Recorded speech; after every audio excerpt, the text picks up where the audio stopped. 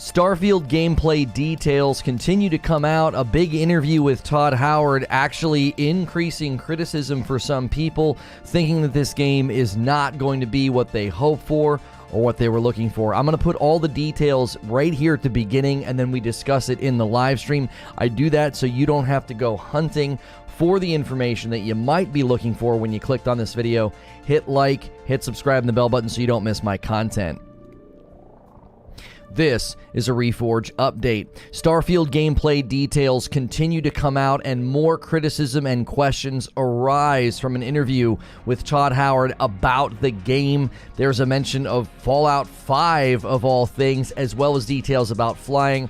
I've got it as a quick update for you. Hit subscribe and the bell button so you don't miss these vids, or check out Reforge Gaming where I stream live. So GameInformer.com reported on this, saying in a video interview with IGN, Bethesda's Todd Howard divulged additional details about Starfield. He also uttered the name Fallout 5 and gave an idea of when fans could expect to see it. So first and foremost, Fallout 5, why on earth did he even mention this? This seems insane, but he confirmed that Fallout 5 will be the next game after The Elder Scrolls 6, which itself has entered pre-production. So they did say they wanted to get Starfield out of the way before they even looked at the next Elder Scrolls game, and that seems to be reigning true, with their eyes set on Fallout 5 beyond The Elder Scrolls 6. Now, he said that Elder Scrolls 6 is in pre-production, and we're going to be doing Fallout 5 after that, so our slate's pretty full going forward. That's the direct quote. Now, game length and campaign was addressed.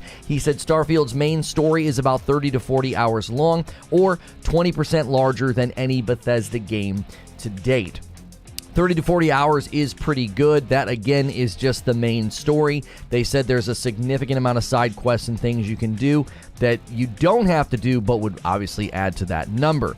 The main city hub is New Atlantis. It's one of Starfield's 4 main cities, and it's the capital of the United Colonies. It's also the largest city Bethesda has ever made. And character creation, Howard stated that there'll be roughly 20 character backgrounds to choose from. It was when he started talking about space, planets, and flying that started to raise some eyebrows for some people. I believe this is actually creating a contradiction for some of the people that are trying to criticize this game. Let me make my case here in a moment. The game's procedural galaxy features the most handmade content ever made by the studio, boasting over 1,000 planets, and players can visit those. Howard also clarified you cannot fly to each seamlessly like No Man's Sky, describing the on-the-ground action and space gameplay as 2 separate experiences. In terms of space combat, Howard discusses how dogfighting takes cues from games like FTL and Mech Warrior, and confirms that players can steal the ships that they board. Now, why the flying choice? This is a big question for people. The seamless flying between planets is obviously a hallmark of what you can do in No Man's Sky as an exploration survival game. Why will we not be doing that in Starfield? IGN.com reported that Todd Howard has said that Starfield won't allow you to fly seamlessly from space to its 1,000 explorable planets, saying the feature is, quote, really just not that important to the player to justify the engineering work involved. People have asked, can you fly the ship straight down to the planet? And he said, no, we decided early in the project that the on-surface is one reality, and when you're in space, it's another reality. This is creating a mounting criticism about, well, why would you not have that in the game? That's a pretty basic expectation for lots of people for a game where you're exploring space.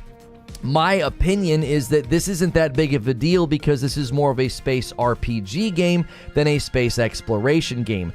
Going to all the planets is part and parcel to your growth and your exploration, but it's not necessary. So the people that continue to say it's just a No Man's Sky copy, it's just another No Man's Sky, why would these differences be a problem? That's where I'm a little bit confused with the mounting criticism. If it's just another No Man's Sky, why are we ignoring all the differences with respect to crafting, character creation, restarting a character, having a skill tree, having main quests, side quests, an RPG drive to explore the worlds and grow your character? But then the minute there's a difference, a clear difference between this game and No Man's Sky, it's suddenly a problem. Now, I do actually have questions about this as well as concerns. I see Fallout in space, which is largely what I was expecting to get. It's a Fallout game with a space theme, and the flight thing's not disappointing to me. However, if the combat and the ship focus and the flight are sort of separate, that's concerning. I have questions. It's like, okay, will that just feel like a side game? What's the point of going into space? What's the point of flying? What's the point of investing large sums of money? According to an interview with Pete Hines, it's very expensive to invest in your ship and customize it. Well, why would I be doing that if it's essentially a side game of combat right above the surface of the planet? We need more information about that before I'm willing to get critical, but I am concerned. As always, be sure to check out Reforge Gaming, where I do these discussions live. Hit subscribe and the bell button, and I'll see you in the next video.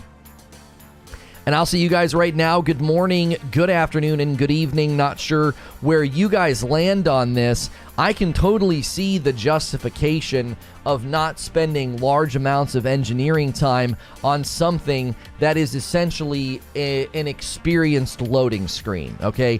I get that it's immersion establishing in No Man's Sky. That's the phrase I want to use. It establishes the game. It immerses you in the idea of like you're actually flying between planets, but there's not much that actually happens there. Typically, when I'm jumping from one planet to another in No Man's Sky, I'm checking my inventory, I'm looking at my things. I'm not just sitting there staring, flying to the planets. Now, it does add to the sense of exploration and the sense of survival in No Man's Sky, because you need fuel to get from planet to planet. You need jump fuel, you need a warp drive, you need all these things. You need to upgrade these things if you want to be an effective space traveler. That's not really what you're doing in Starfield, so it doesn't make sense to have that as a central piece. Spend all that engineering time on something that would literally be a loading screen. You're just flying down to the planet or flying from planet 1 to planet 2.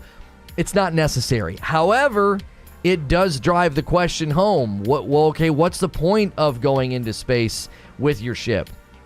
What's the point of investing in your ship? It's expensive. There's combat. Why am I doing that? Is it just like low-level combat above the planet's stratosphere? Is there more going on than that, or is that essentially it? I have questions and concerns, but I definitely think people are overstating this. I think people are also contradicting themselves. They're saying, oh, this is just a No Man's Sky ripoff, and yet when it diverges from No Man's Sky, that's suddenly a problem. I don't think people are being consistent. So, welcome in this morning. Go through your morning ritual, switch to live chat, and then smash that like button. And don't forget all of the great ways to support the channel. Become a member. We unlocked another emote yesterday, as well as first coffee order of the day will get shipped and printed today. I've got the label on the printer right now. I don't like those odd numbers. I don't like wasting labels. So, first coffee order of the day gets their order printed pronto. Don't forget, the labels have been changed. Reforge Roast. The bags look so good. I continue to update the bags with the new labels. I was doing some last night. You are supporting a small business when you support this coffee. This is not some sponsor where I'm getting like a 5% kickback or something. We believe in this product. It's in my house. My wife and kiddos ship it to you. And if you've never tried coffee with balanced acidity, you should try our coffee. There's a link in the description below, or you can use the command in chat. That shirt command needs updated. Thank you guys for doing all the commands, but this is not the Miles Morales shirt from yesterday. This is a Deadpool shirt. Does come from 80s Tees, and the link in chat will take you to the Father's Day collection. Get a great gift for Dad. They've got a great Father's Day collection shirt collection over there if you hit that link in the chat. How do they balance the acidity? I don't know. I'm not a coffee roaster, but that's what they say about the beans, and there's virtually no bitterness. So it's in practice, man. Like, I drink it and I'm like, yeah, that tastes like balanced acidity to me. Yo, what's good, Feed? Good to see you in the chat. Hilly says, I am worried now that the space element of the game is just a cool map. I wanted to fly around, but hopefully the RPG side of the game makes up for it. I like the No Man's Sky elements in the game. No Man's Sky is boring, no story, and the weapons are butt, says Paul. Yeah, I had somebody tell me, they're like, you can weapon craft a No Man's Sky. I'm like, yeah, Yeah, but not really. You have a single tool, and you modify that tool to do different things. You don't have a shotgun, an SMG, a rifle, whatever other things we can build in this game. I mean, they showed a really cool little sidearm. There's not weapon crafting in No Man's Sky. There's like tool modification to be an effective weapon against what, like 4 things? There's like 4 things that can attack you on the ground in No Man's Sky, maybe 5. Like, they're just different games. Like, you guys know how I feel about No Man's Sky. I love the game, but the comparisons are getting absurd. It's like, number one, we haven't even touched this game yet, okay? We haven't touched it. So we don't know if it's going to be good or bad. Number one, we don't know. This could be another Cyberpunk. That's certainly possible. But we also don't know that, like, how can you say, oh, it's just an uglier No Man's Sky? I was like, okay, well, in No Man's Sky, I can't go to established cities and talk to NPCs. I can go to a copy-paste space station and talk to NPCs that are always the same. They're essentially the same. They let me do different things. They let me grab bounties. But there is no RPG thrust in No Man's Sky like that. You're not visiting different worlds, different worlds. Hear what I'm saying? You're not going to like different cities on the different worlds with, you know, NPCs. I mean, you're not going to anywhere like this, okay? You're not doing that in No Man's Sky. You're not going to these places. That's not a thing. That's fine. That's not what No Man's Sky is supposed to be. No Man's Sky is an exploration survival game. Caleb with a $5 tip through Super Chat. Where are the other alien races from the 15-minute reveal? If it's all humans, then that's a letdown. Yeah, I don't know about that one, Caleb. That's actually a very, very good question. We did see only humans as far as NPCs, and then we saw lots of different aliens you can fight, like dinosaurs and giant bugs and stuff.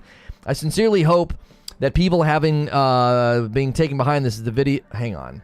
I sincerely hope that people haven't been taken behind the scenes video, No Man's Success, how the biggest failure became a genre-defining GOAT in 6 short years. Yeah, that's probably a great video. I've said it's so funny to me how quickly gamers change the narrative. It's like No Man's Sky went from being a meme and a mocked game and decried as a dishonest company to now you see a brand new game come out and you're like, yeah, it's just a rip-off of No Man's Sky. No Man's Sky is the GOAT. No Man's Sky is the best. No Man's Sky is our god. It's like, wait, hold on a minute. Like, you know what I mean? The No Man's Sky comparisons end pretty quickly for me. There's some obvious similarities in design, but that's about it. The flight thing's a major red flag. Yes. So let's talk about that, because that's kind of the central piece of the criticism. So if you're just coming in and you're just learning about the fact that there's mounting criticism for Starfield gameplay details continue to come out. Todd Howard did an interview with IGN, and he said something that sort of set the world ablaze. He said, you can't fly seamlessly between the planets. And all of a sudden it was like, they're like, wait a minute. What do you mean I can't fly seamlessly between the planets? Okay. I, for one, agree with his reasoning, and I agree with his decision. He said we didn't want to spend the engineering time on something that wasn't important to the player. Now, players are bristling at that and saying, hang on a minute, Mr. Howard, don't speak for me. That is important to me. Why are you saying that's not important to the player? Well, he's saying it's not important to the player because he's giving you a glimpse into the POV of the game. The player, the person journeying through this game, isn't going to care about flying between planets, okay? You're not going to care about that. It would be like Sean Murray saying, we didn't invest in a vibrant weapon system because combat's it isn't really important to the player.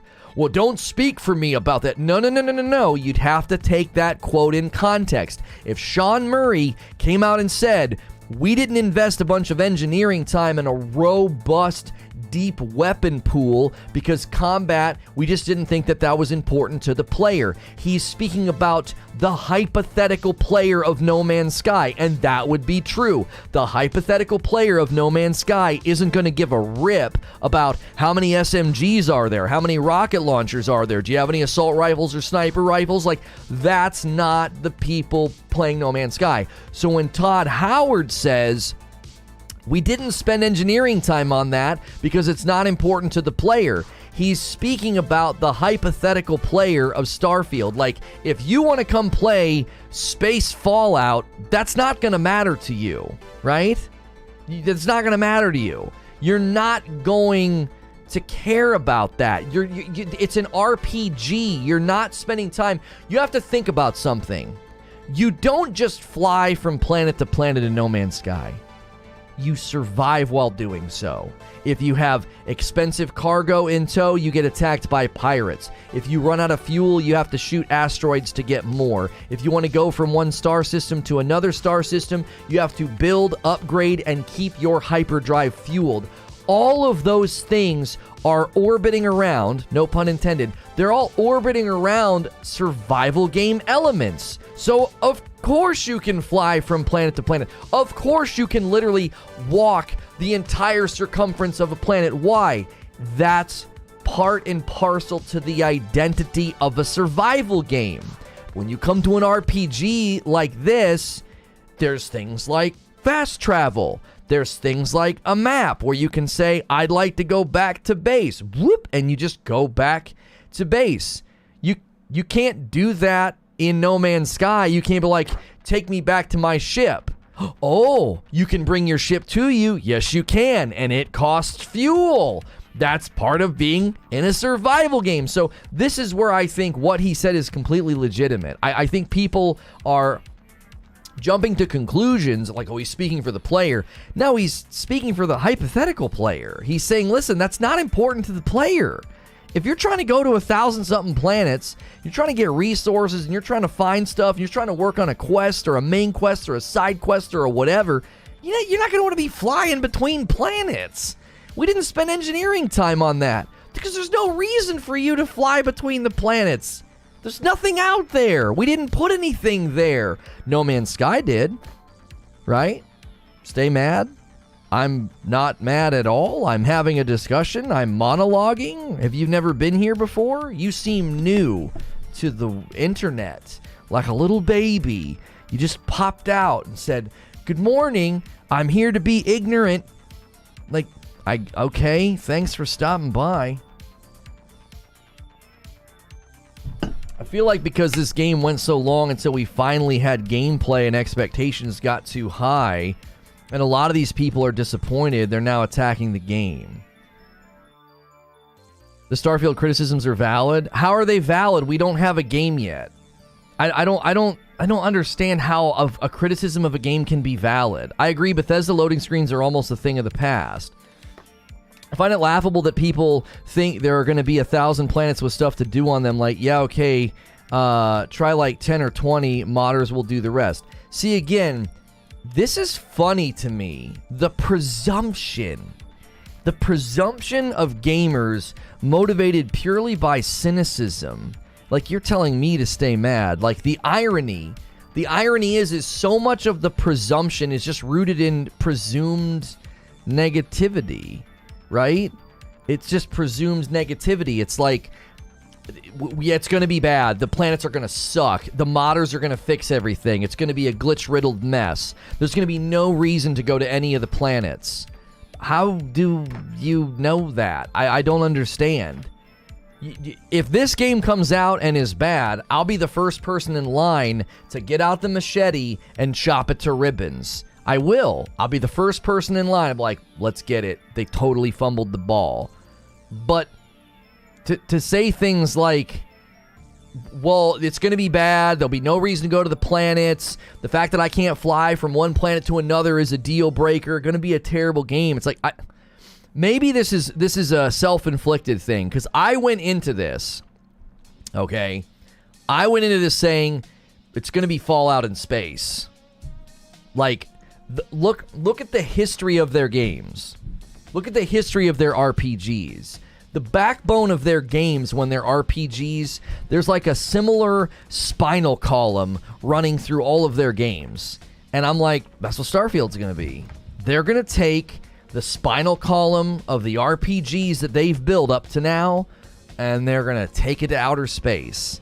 And when I watched the trailer, I was like, that's exactly what they've done. Now, you want to talk about Bethesda and you want to talk about Fallout 76. Listen, if this thing launches buggy, they will have to answer for that. I'll criticize them for that. I'll be like, what was the point in delaying? What was the point in saying you're putting the finishing touches on the game like half a year, probably 9 months. Let's just say 9 months. Let's just say this thing launches March. 9 months before the game came out, you said you were putting the finishing touches on it, okay? What happened then?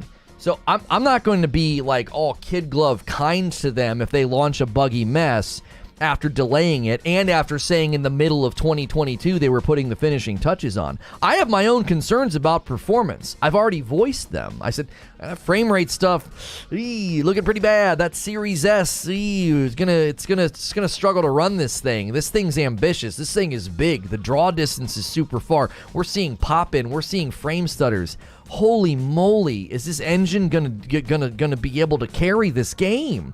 I do have my criticisms based on what I've seen, not based on presumptions. Well, the planets are gonna suck. You don't know that. It's just like No Man's Sky. It's actually not really like No Man's Sky at all, except for the fact that you're in space and can fly. No, flying in space is a deal breaker for some people. That's hard to truly believe.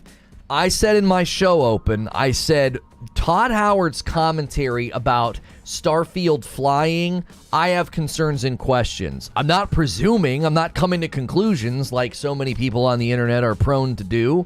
I'm saying, listen, if I can't fly from planet to planet, and you say that the ground, on the ground and in space are separate entities, they're wholly separate entities, then what's the point of flying? What's the point of investing in my ship? Now, I'm going to theorize a comeback. This is me just theorizing what the comeback would be. I can imagine Todd Howard saying there's going to be a whole host of piracy missions and combat missions and ship battles and all sorts of things you can go do if that's something you really enjoy. But our own internal research and guesstimation about the community is that there's going to be a lot of people that don't really want to fly and do all that. So that's like an optional aspect of the game you can invest in if you really, really want to get into flying in a bigger ship and combat and being awesome and cargo and transporting stuff. Cool, good for you. Your ship will be an extension of your player. If you want to do this awesome cargo mission for this huge payout, you're going to need a ship that can hold the cargo. You got to invest in a bigger ship. There'll be an entire sort of skill tree trajectory ship aspect of the game. I'm theorizing that would be their comeback because that sounds like Fallout space RPG elements that would just sort of naturally get built. I don't think they're going to be like, yeah, it's a fun side game. You can go in outer space and go pew pew. A $5 tip from NG Eastside. I'm sending this because you have made my shift at work a little more fun the last days. Thanks. Gunplay is my biggest problem. What do you think? I said in my initial analysis of the game that the gunplay doesn't look very good. I said it looks like, oh, we got 2 coffee orders right off the rip. Thank you so much, Talica, for ordering some Reforge roast. And then a couple of bags to Telorn. Talica beat you to the jump, Telorn. He beat you to the jump, Telorn. She's getting printed right now. As I promised. So in my initial analysis of the gameplay, I said, dude, that gunplay don't look so good. It looks like Fallout 4 with a space mod turned on. Fallout 4's gunplay is okay, right? It's a little mid, right? It's a little mediocre. No one's playing Fallout 4 because it's an amazing first-person shooter. You play Fallout 4 because it's a good RPG, right? So I'm not overlooking the things that are clearly in front of me as like, that doesn't look that hot. I saw some frame rate issues. I saw some pop in. Why am I flying? Todd? Right? Why am I flying? Why do I care about space combat if space is just kind of like a separate thing? Okay, Talica ordered one of each. You ordered one of each. Okay, hang on 1 second. Padded, print that, one of each. Give me 1 second.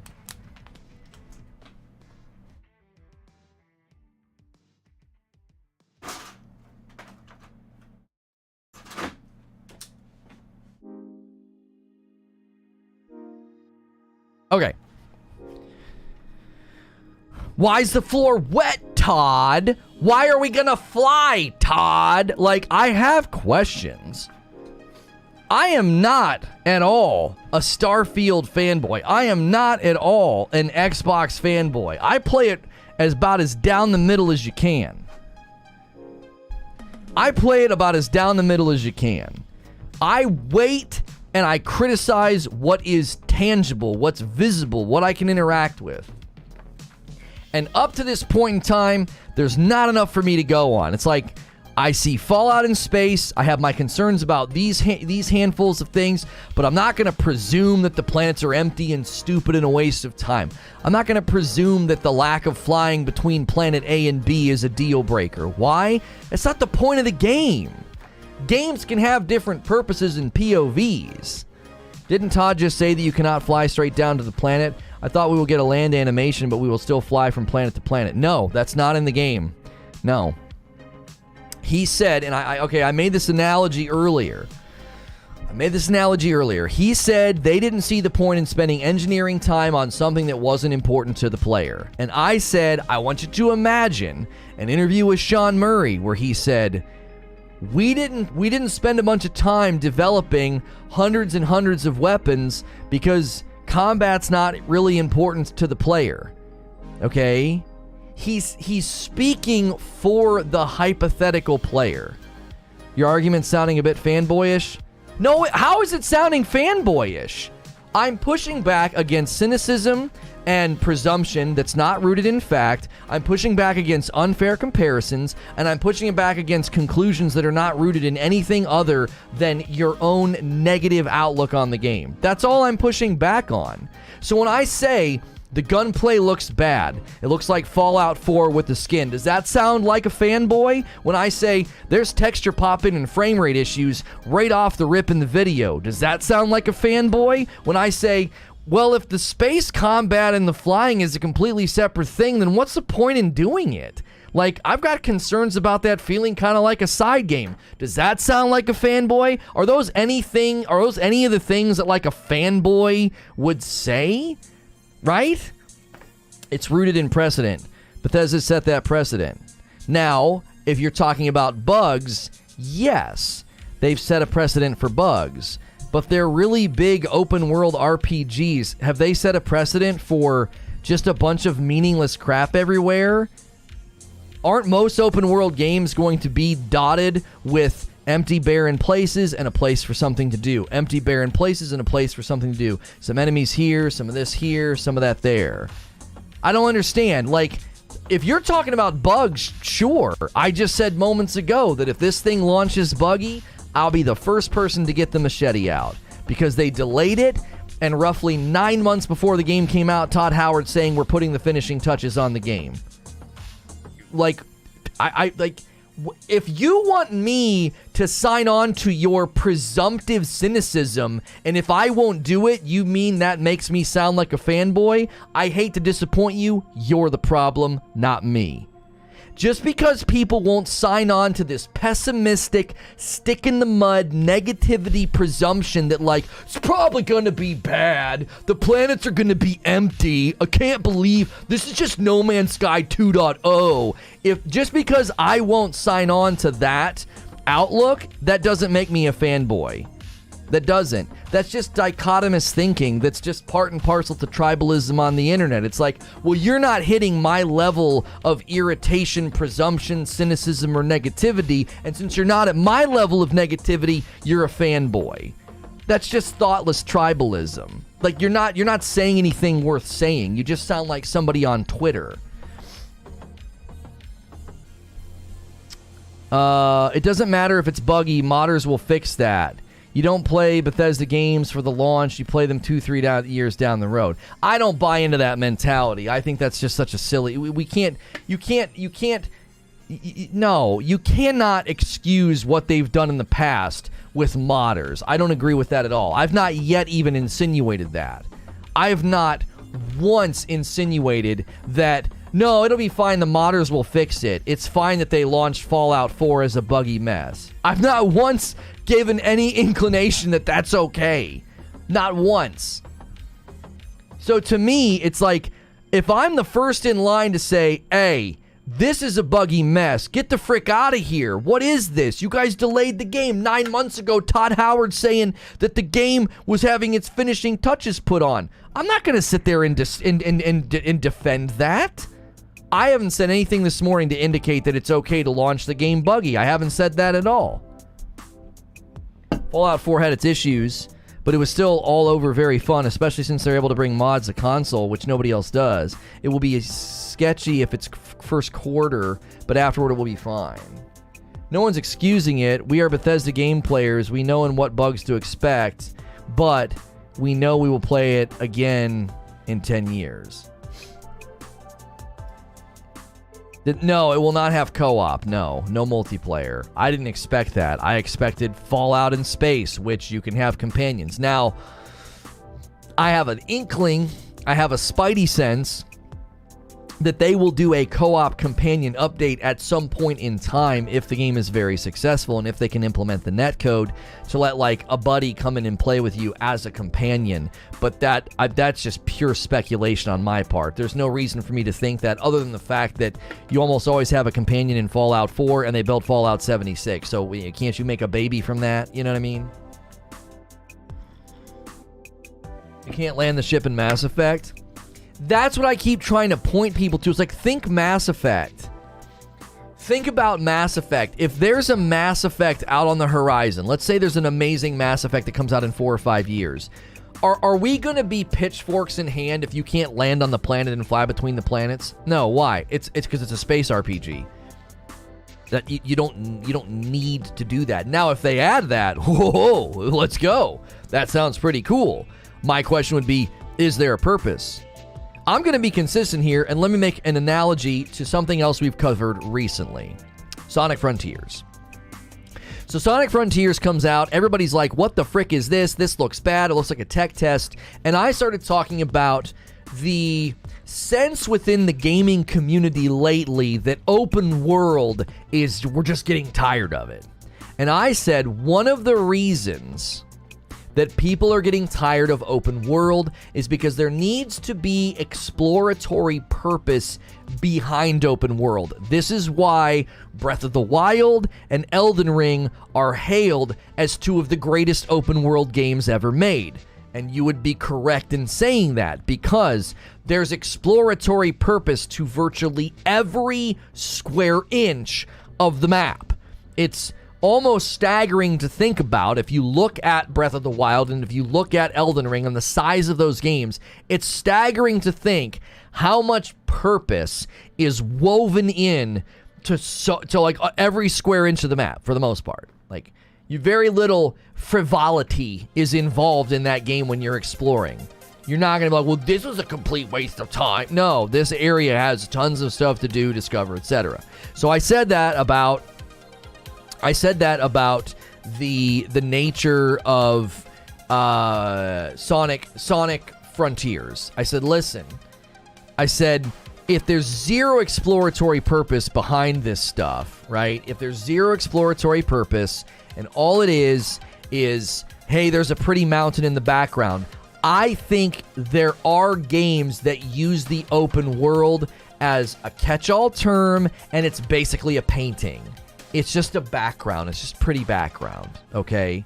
So, I get it when people say, I don't know, man, it's just another open world game. There's like a precedent being set that people are kind of exhausted. And I said there needs to be exploratory purpose to open world. I'm going to be consistent and say the same exact thing about space travel. If I'm going to be flying from planet to planet, there should be exploratory or game purpose behind that. Why am I doing that? Right? What's the point? Did I miss a super chat? I feel like I missed a super chat. Let me scroll up before I read that one. NG Eastside tipped $5. I'm sorry I missed this. I apologize. Thanks. I agree on the Fallout 4 gunplay was mid, but I thought it looked more visceral than Starfield. I would need to see more before thinking that. Minch Tree with a $10 super chat. What part of the way the game plays like related to the Series S? The console should not have been promoted as next gen. Yeah, that's a whole side issue. We got to do a whole show on that. We do. We have so many viewers here right now. Let me press pause on the exploratory purpose monologue that I just decided to go on. If you've never been here before, we debate games, we discuss games. I keep it safe for work. You may have noticed this morning I've not sworn a single time. We've been live for 35 minutes and I've kept it safe for work. A lot of people treat me like video game podcast or video game radio. They throw me on in the background of their day. We've got lots of discussions all throughout the week. I'm live every day of the week multiple times. Our second show today is about Assassin's Creed and all the stuff they're doing with that game and that franchise. That'll be our second show of the day. Then we go over to Reforge Radio to do the rundown, which is just a rundown of news. What we do here on gaming, this is Reforge Gaming. Right here, you can see it in the corner. You can see it behind me. Branding's everywhere. It's a little obnoxious. It's even on my mug for the coffee that we sell. But branding is everywhere because we want you to know where you are because we have multiple channels. But hit that subscribe button, hit that bell button so you don't miss these great discussions, and do me a favor, smash the like button. You may notice something. You are welcome to come in here and disagree with me. One of the best things that I think that we do is we have great debates and discussions. What we don't tolerate is attacking other people in chat or attacking me. Attack the arguments, don't attack the person. If you can manage that, you'll have a good time here. So thanks for being here. Let's get those likes up, man. There's so many people here. Hey, guess what? We've unlocked a bunch of emotes, and we do members-only content all the time. This month, the members-only community game night's going to be massive. It's going to be Fall Guys. Fall Guys goes free to play on all platforms next week, and then Friday night, June 24th, we're all playing together if you're a member. Become a member right now for $5 a month. Maybe give some members. Let's keep it going. Let me go back to my monologue. Exploratory purpose. So I'm drawing a line from if you're going to do open world, then you better have exploratory purpose. Can I go up that mountain? If it's just a pretty mountain, then I don't care, right? Give me exploratory purpose. I'm going to draw a straight line from that over here and say, if you're going to be flying planet to planet, landing on the planets, if flying around space is a significant aspect of the game and your development time, then there better be purpose behind it. And apparently, there isn't. Because it's an RPG game. They're like, there's not a reason to fly around. Right? We didn't build that. There's nothing between the planets. When you fly around in No Man's Sky, right? That's an extension of your survival. You need to have fuel. You got to get fuel. If you have really expensive stuff in your cargo, you're going to get attacked by pirates. How are your weapons doing? How's your ship's agility? Right? That's all aspects of survival. The purpose of flying is travel? No, not in their game. Games have purpose, right? So does every game that has a sword, does the sword serve the same purpose? Not all the time. I was playing a game just last night with my son called Crashlands, right? A super cool top-down isometric survival game called Crashlands. And my sword was initially for harvesting materials. I wasn't hitting anything with it. In fact, when I tried to use my sword against some of the animals, it was incredibly weak. So a sword doesn't serve the same purpose. So just because I see a sword doesn't mean I can conclude melee-based combat. Can't wait. Here we go. It's going to have melee-based combat. No, not at all. No, it was more of a queuing combat. It was more of a queued animation. It wasn't really melee-based combat. So like every game that has a sword or a sword and shield and it doesn't have exactly the same purpose for the sword and the shield. So just because there's a ship and just because there's flying doesn't mean the purpose of the ship is to travel. See, you're presuming. This is what I try to point out yesterday in the Discord and so often when this comes up. So much of what people are saying is just pure presumption. It's like, you're just presuming that. You're just presuming that. They build a space RPG. I don't need to fly from planet to planet if they didn't build the game with that being a requirement. They didn't build a game with that having any purpose, right? There's cars in the game. I don't know if there's cars in the game. Are there? Let's just say there are. Well, the only reason you have cars in the game is for me to drive around. No, they might just be for looks. I'm not exhausted with open world games, says Suede. What I'm growing tired of is cramming in features that just to tick the boxes over whatever trending mechanic system etc. Right, I call that game buffet syndrome. Game buffet syndrome. Biomutant, the music is drowning you out a little. I've not changed. I don't know why people are saying that. It's at a 4. It's at the same volume it always is. Some guy in chat said it. To be quite honest, nobody else is saying it. There's too many people here. I'm moving on. I'm not going to do the audio Andy thing. I'm telling you, if they didn't build that as the purpose, I'm not going to care about it. Maybe it was the song. Yeah, I had one guy say something, Christina, and I didn't recognize his name. Like, I'm not calling you an audio Andy. I'm borrowing that from Asmongold in his one video we watched recently. Like, you get stuck in that, like, it's loud, it's not loud, it's too loud, it's too quiet. It's like you'll spend 1,000 years trying to tweak it. Like, I've kept it at this audio level for 2 years now, I think. So can't even hear the music. Didn't know there were supposed to be people who complained. Yeah. It must have been a particular song. In any case, because it's a playlist from StreamTunes, so maybe they added new music and maybe some of the songs are louder. Sometimes audio control on Spotify is a little out of whack. No, they haven't added any new music, so I don't know why one song would have been particularly louder than the rest. We've used this playlist for months. Okay, back to the topic at hand. If you're going to presume about the purpose of a given thing in a game, I guess sure you can do that, but I don't see the point of that. What's the point? There are plenty of games out there. Like, if you would have seen, let's just take No Man's Sky as an example. If you would have seen No Man's Sky footage and you'd have seen him holding a gun, right? And you'd have seen him shooting, bam, bam, bam, bam, bam, and he was like shooting an animal, or he's shooting one of the things. It was a bit louder than your voice. That is literally technically impossible. I can see the audio readout in OBS. There is absolutely no way it was louder than my voice. Like, my voice is hitting a -5 or 0 decibel, and it was hitting, at most, it hits a -30 or 40. That's technically impossible for it to be louder than my voice. It could be your speakers. Maybe you guys are one headphoning it. I don't know. In any case, the visual of that game being shown to you, and you being like, oh, there's a gun. We're going to be fighting. It's a shooter. There's going to be combat. The purpose of guns is to have combat and to get into gunfights. You'd be wrong, right? You'd be 100% wrong, because that's not the purpose of that tool that's not the purpose of the tool in No Man's Sky. So you can't look at flying in a space game and be like, I am presuming I can fly between the planets. Flying is a part of the game. I can't wait to do it. It's like, well, maybe not. There's a ship in Jedi Fallen Order. There's a ship in Jedi Fallen Order, is there not? It's an RPG, though, so you just go to a little menu system, and you click on a planet, and then there's like a load scene, travel scene, and then you're at the planet, and you don't get to land the ship. The little guy does, and then you just walk out the ramp. So, you see what I'm saying? Like, does it show you flying in the ship in Fallen Order?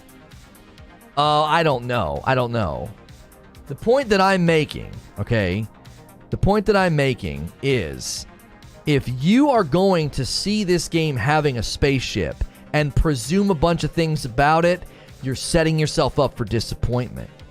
Because we have no idea what they have planned for the ship, right? We have no idea what they have planned for the ship.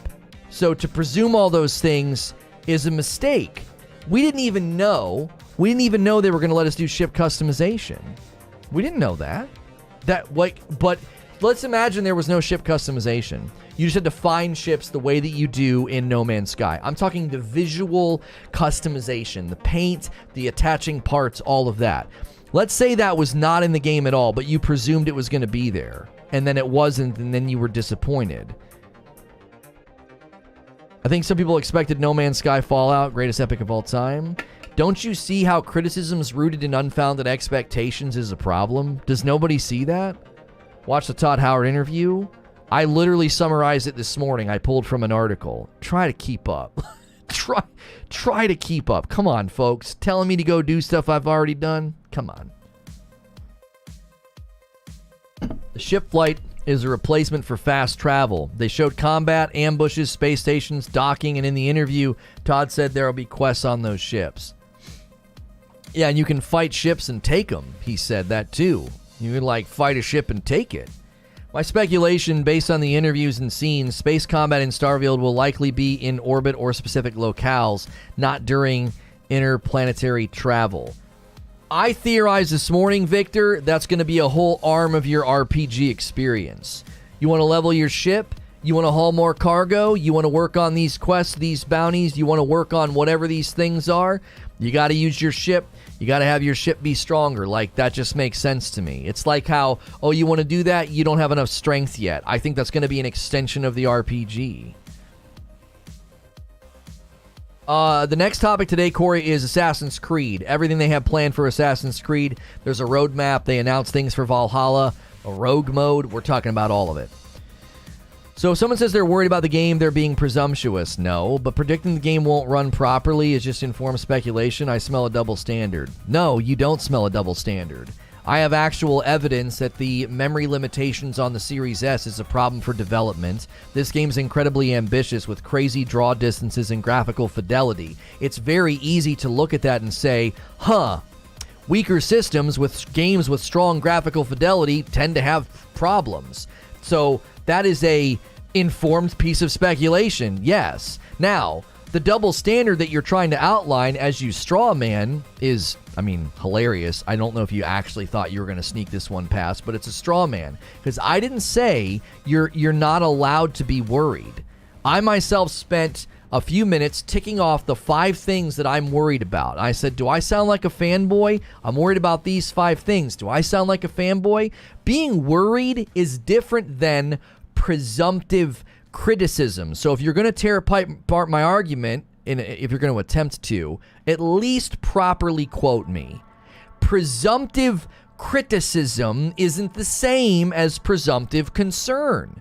Well, I'm just presuming that the planets are going to be empty and a giant waste of time. Why the frick did they make all those planets? That's stupid. Okay, that's presumptive criticism. Presumptive concern would be, I don't know, man. That's a lot of planets. I'm worried they're going to be empty. Do you see the difference in the framing? Do you see the difference in the sense of, like, knowing something? Like, one person's acting as if they know. One person's acting as if, I don't know, man. It could be bad. Like, I am concerned as well. I've uttered tons of concerns. There's performance issues in the dadgum trailer, okay? What's the point of flying? Right? What's the point of flying? I'm concerned. Why would we do any of that? I'm concerned about all those things. I'm concerned about the shooting. The shooting feels like Fallout 4 dated engine with a paint job. Now, have I said shooting's going to be bad? It's going to suck. Flying's going to be pointless, guys. There's no reason for it. Do you see the difference? One presumes and jumps to a criticism. The other is like, this looks kind of, can we get some clarity on this? Can we get some more gameplay? Can I get a demo? Can I get my hands on the sticks? I don't know, man. This is concerning. There's a difference between concern and conclusion. That's what I've been trying to point out. I'm reading things on Twitter. I'm reading things in my chat. I'm reading blogs. I'm reading stuff in my Discord. I'm reading presumptive conclusions. There's no way it hits constant 60 on the S? Probably not.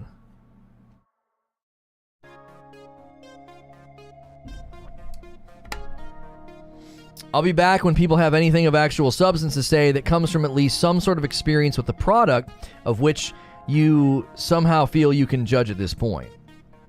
Yeah, I've always played it this way. Anybody familiar with my content knows I've always played it this way. I make predictions. I don't draw conclusions about stuff that hasn't happened yet. I make predictions. I'm not bad. I don't have a bad batting average of predictions of things that are going to happen with games or the gaming world, okay? My prediction batting average is pretty good. So I make predictions, I express concerns and questions, and then I play the game, and I say, here's the good, here's the bad, here's what you can do to fix it, right? That's how I approach an entire game that I covered for 5 years almost exclusively. I cover games the same way now. I don't give quarter to people being presumptively cynical, negative, and critical. It's like the game isn't even out. We can't voice our concerns. Hellfire, that's not what I've been seeing. Now, if you're voicing your concerns and you're hearing me get all hot and bothered and monologue about the people who are drawing presumptive conclusions, then you're just misapplying what I'm saying. You're applying it to yourself and you don't need to. Right? You have every right. I mean, those are cherry-picked, Barrier. Those are cherry-picked screenshots, and you know it. There's at least 4 planets that look completely different than the 5 that you're showing. There was a tropical one. There was a red desert one, like a red planet. There was one that looked like lush with like a blue sky. Come on, man. You're cherry-picking. I could do the same thing in No Man's Sky.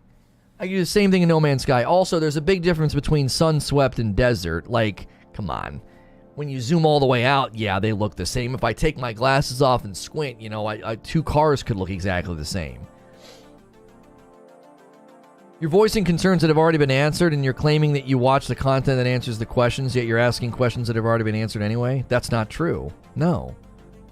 Completely incorrect. Where have they addressed my concerns about frame rate? Where have they addressed my concerns about the engine and how shooting will feel? Where have they addressed my concerns about graphical pop-in? Where have they addressed my concerns about the fact that you just said flying and on the ground are completely separate entities? So what's the trajectory and point of flying? They've not addressed those concerns.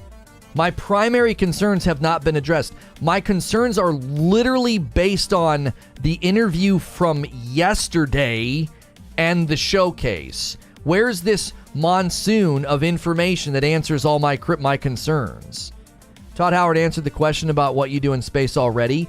Yes, I quoted him this morning. I covered it in my open. Try to keep up. What he said has sparked new concerns and questions that have not been answered. I don't think what he says is a substantive answer to my question and concern about what's the point of flying. What's the point? And Pete Hines did an interview in the extended Xbox Game Showcase where he said it's extremely expensive to invest in your ship. Why am I doing that?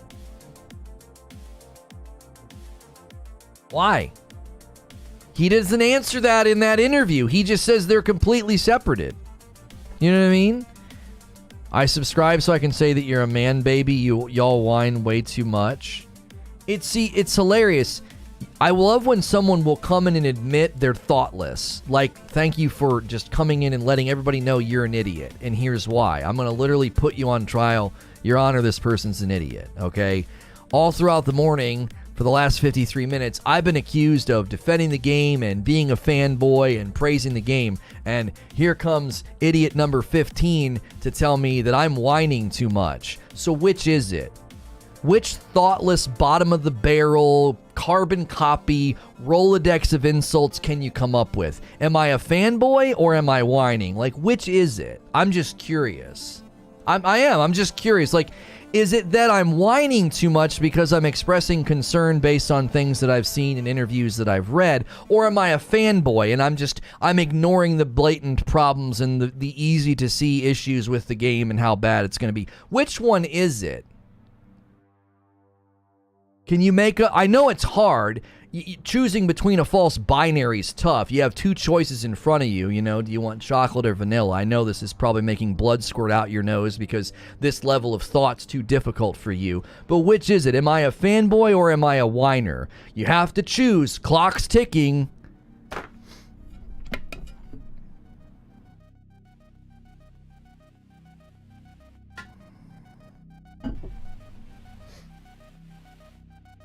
Big ambitious games like Starfield, objective streamers like yourself, and other things, and blow it out of the water. Let me be clear, this game could completely fall on its face. We don't know. I'm not even saying the game's going to be good. You literally said that space was only for fast travel when Todd Howard stated that there would be quests in space, which disproves your statement. You're ripping a statement out of context and drawing a false conclusion. I did not say that space was only for fast travel. I said people presumed that. So you're having a really, really hard time keeping up, which I can't fault you for that because you're typing on the internet, and so I guess I'm presuming too much about your intelligence. So maybe I should act like I'm talking to a 5-year-old. I didn't say that it was only for travel. Someone in chat said that. I said, you're presuming that flight is for travel and that you can't come to a game. And I drew an analogy. I said, if you saw gameplay footage of No Man's Sky and the guy was holding a gun and you presumed, well, the purpose of guns is combat, that would be a false presumption. I was actually responding to somebody in chat who said, oh, it's fair to presume that ships are for travel. And I said, no, that's not, you can't presume that. And I made the analogy to Mass Effect. I said, you're in a ship in Mass Effect and you don't use the ship to do anything. It's just sort of like it's your central hub. And then I made the analogy to Jedi Fallen Order. So, and I wasn't saying that flying was only for travel. I was engaged in a particular comment at a particular point in the discussion. There are people that are irritated at the fact that you can't fly from planet to planet because they presumed that would be in the game. And I've been saying that's not necessary. Right? Presuming that isn't necessary. We didn't allow them to even come out and define this game, and now that it doesn't have certain things, we're irritated. It's like going to an amusement park and your assumption is there's going to be 7 teacup rides. And when there's not 7 teacup rides, you're like, I don't understand. I thought there was going to be 7 teacup rides. It's like, well, who told you that? Like, who told you you'd be flying from planet to planet? Who said that? Where did they show anything that made you think that? You saw a ship, you saw flying, and you saw planets, and you're like, oh, I'm definitely going to fly from planet to planet. Are you going to do that with every space RPG that comes out? Why is it necessary the looking customization of the ship? Jonathan, that was a question I asked a little bit ago. Yo, Pylocter with a brand new membership. Enjoy the dope badge and emotes. You're dope and deserve dope stuff. Be sure, if you're a member, to get in the Discord and check for members-only content all throughout the week. We do something on Thursdays and Friday nights. The ship aspect of the game, I've said that already. Pete Hines did an interview during the Xbox Games Extended Showcase, and he said it's extremely expensive to invest in your ship. And I'm like, okay, if I'm investing all that time in my ship and it's extremely expensive, is it literally just to make space combat better? Or is there like a whole host of things I do with my ship that you haven't talked about? Right? It's a space game. Life in that game happens on planets and in space. You asking what's the purpose of flying just seems idiotic. Presuming ships are for travel and combat is natural. Okay, but presuming that you will fly from planet A to planet B? No, I'm not being idiotic. Do you know how many games have space and ships and things like this, and you don't literally fly from planet to planet? You understand how this is what's crazy to me. This is it. This is that. Do you remember when the stand-up comedian was on the talk show and they said, hey, it's the first time ever in space Wi-Fi, and they get into flight and the Wi-Fi's not working, and the guy next to him was like, this is bullshit. And the guy's like, you didn't even know the thing existed until like 5 minutes ago, and you already feel entitled to it, okay? No Man's Sky as a game and what you can do in that game and is so unprecedented, but now it's an expectation. Like, that's gamers in a nutshell. Like, No Man's Sky is hated on and ridiculed, and Hello Games are decried as liars, and Sean Murray's a maniacal liar, and then, the thing that they let you do in that game, that's the standard now, don't you know? If you make a space game, I need to be able to fly all of space. I need to be able to fly hundreds of thousands of miles from one planet to another. You need to engineer and build that. Why? Well, because they did it. I feel like when we were arguing the differences between Game Pass and PS Plus, and people were telling me that PS Plus is dead on arrival because it won't be doing day and date big AAA releases because, oh, Xbox did it, therefore everybody else has to do it. That can't, you can't have that be your, like, that's just your expectation now. If you do a space game, you better do what No Man's Sky did. But why? Why? I've already addressed the fact that, like, traveling in your ship in No Man's Sky is an extension of the fact that it's a survival game. That's literally why it's there. It serves a categorical genre purpose. It's like you have to make your ship bigger, stronger, fuel it up, gas it up, get your hyperdrive upgraded, make sure you have fuel for the hyperdrive. Like, oh, you have lots of expensive stuff in tow, you're going to get attacked.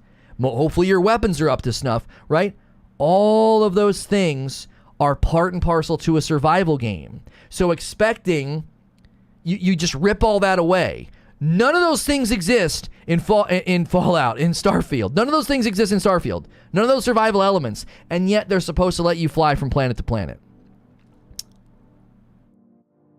It doesn't make any sense to me. Are we all crazy to think that a new next-gen game can't and won't do what No Man's Sky, a 7-year-old game, was able to accomplish? Yes, because it's engineering time. Engineering time has purpose, Abe. It has purpose.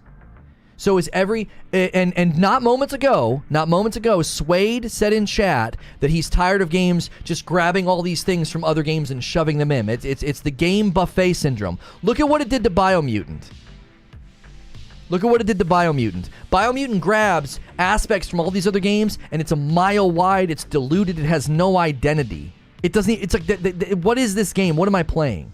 So what engineering purpose would it have been for Bethesda to spend hundreds, if not thousands of man-hours after you add it all up to build space travel between the planets? And someone says, that's amazing.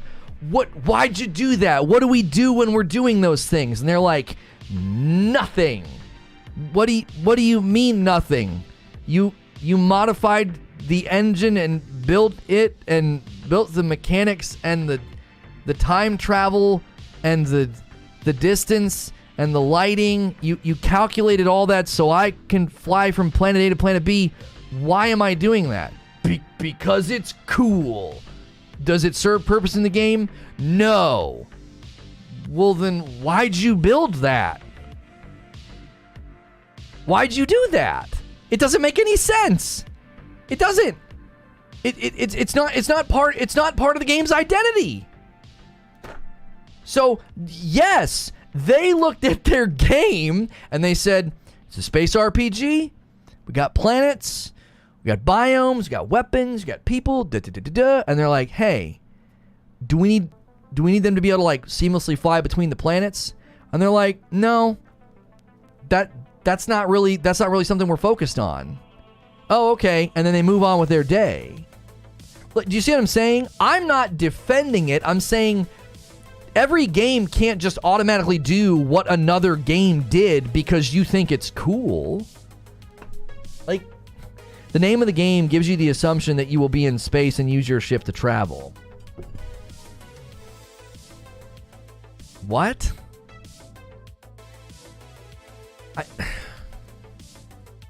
I can't do it. I can't do it. That's just so presumptive. Like, let them come out and define the game. Well, the name's Starfield, so I thought I was going to be in a field of stars. What is this? I actually thought it was going to be an interplanetary football game, you know? Starfield, football field, Starfield. I mean, come on. What isn't this supposed to be Space Madden? Where's the footballs? What is this? What can I do a run play? Like, what are we even saying? What are we even saying? The name? The name of the game, and you're like,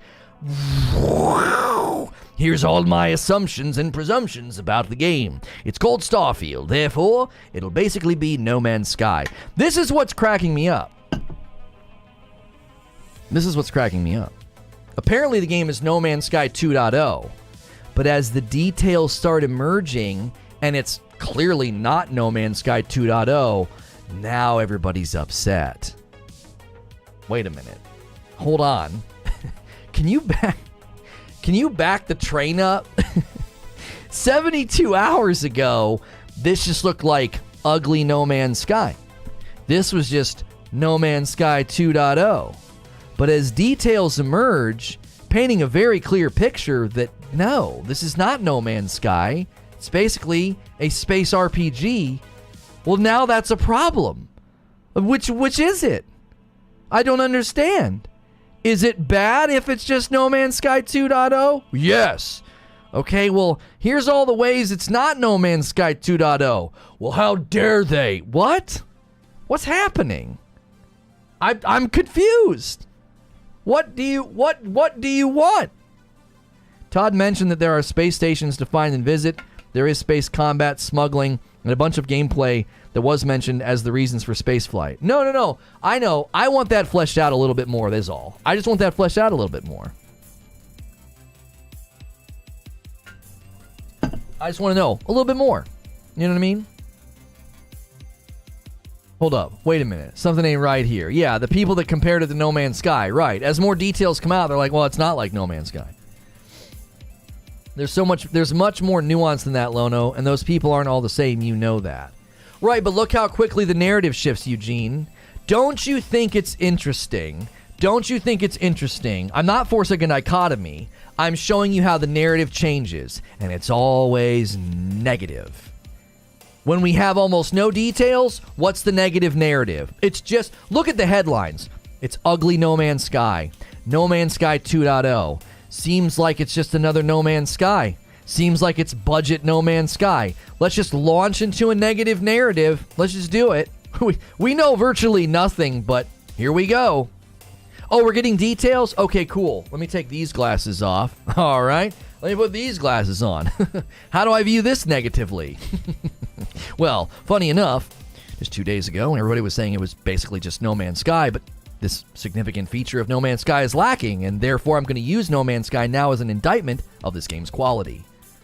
Like, it's an insistence on the negative. It's like it's just a negative narrative no matter what the frick you do. It doesn't matter if Bob says it's just No Man's Sky 2.0 and then Steve walks in the room 2 days later and is like, well, it's not like No Man's Sky, so it sucks. Like, yeah, they're two different people with completely two different outlets. It's the magnetism to negativity. It's negativity magnetism. There's a hybrid word there we could come up with. Negative magnetism. Negativism.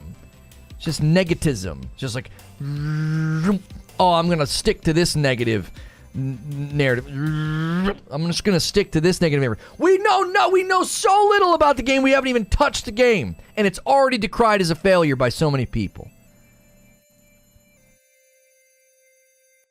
I went from show's promise to this is getting worse the more we find out. Based on one aspect of the game lacking, all those RPG elements, the skill trees, the crafting, and the modification to the ship, all that's out the window because you can't fly from planet to planet. That's it? That's the straw? Easy does it with a $10 tip through Super Chat. No Man's Sky has all the seamless traveling and yet no story and barely any extensive combat. Starfield will have the contrary on day one. Completely two different games. What's the argument here? Thank you for the $10 tip through Super Chat. Very generous. The argument is it's either too much like No Man's Sky or not enough like No Man's Sky. Pick your poison. Red pill or blue pill? Is it too much like No Man's Sky? And just a thoughtless ripoff? I saw in my Discord last night expressions like, it's just copy-paste. I had somebody in my chat just the other day. Other than the graphical differences, it's just No Man's Sky. That's the only difference is the graphics. It's the graphics. Okay? It's just copy-paste. So that's one pill you can take. You know, you can jump on that hate train. Just No Man's Sky, copy-paste, nothing original, nothing creative. It's just copy-paste, thoughtless nothing. And that's, you can get on that. Right? Greg's opinions don't count. Why? Because he shows up once a month to hate on everything? And then the other train of thought you can get on is, well, it's lacking features that I expected to be there because of No Man's Sky. With all due respect, I think that Bethesda fans are somewhat justified by being pessimistic. Googly, I addressed that earlier. if you're going to be apprehensive or concerned based on Bethesda's past, I'm okay with that. I haven't taken issue with that at all. Right? I don't take issue with that. I'm talking about the people that are drawing conclusions. They're like, game sucks, game's DOA, game's copy paste No Man's Sky, game basically has no purpose to flying, game is all the planets are going to be worthless. I would imagine with the way they're doing the planets and the way they talked about it, you're going to think of it in this realm. And this is why people have to think differently. You have to think within the rule sets of the game, okay? If you think within the rule sets of the game, then the game can flourish as it was designed. This is how I think. This is, again, theory. They have 100 planet systems, right?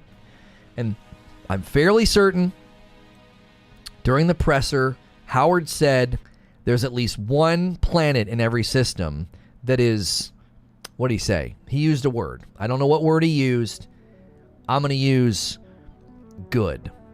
There's one good planet per system. So when you go to a system, you're kind of trying to figure out where's the lush planet, where's the bountiful planet, where's the planet rich in resources, where's the planet that's going to get me what I want. Yeah, Goldilocks. Did he say Goldilocks? Was there one Goldilocks per system? So you have to adjust your expectations. If you're expecting to go to 1,000 planets and have 990 planets that are amazing, mind-blowing, and you're wetting yourself, you have to wear a diaper, the game's so exciting. If that's what you're expecting, that what the heck? Why would you even think that? It's more about visiting the star system, and that star system has a planet rich in resources that's barren. Here's a Goldilocks planet. Here's a planet that's hostile, right? That's how, the way he phrased that, I was like, it's about the star system itself, not each individual planet. So to me, it's like everybody's already jumping to a presumptive conclusion about the planets. I'm like, but that's not, you're thinking about it all wrong. Like, I literally, when he said the 100 star systems and the 1,000 planets, I was like, that's pretty reasonable for this game. It's, it's an RPG. It's not a procedurally generated universe like No Man's Sky. He didn't say one per system. He said there were some Goldilocks planet. I would imagine the vast majority will be barren because that's just obvious. He said something about one per system. I swear to frick he did. I swear he said something. I don't want to put words in his mouth, but I swear to you he said one something per system. So one good planet per system, which means approximately only 100 good planets out of 1,000. But again, we're using the word good as if we know what that means, Doomslayer.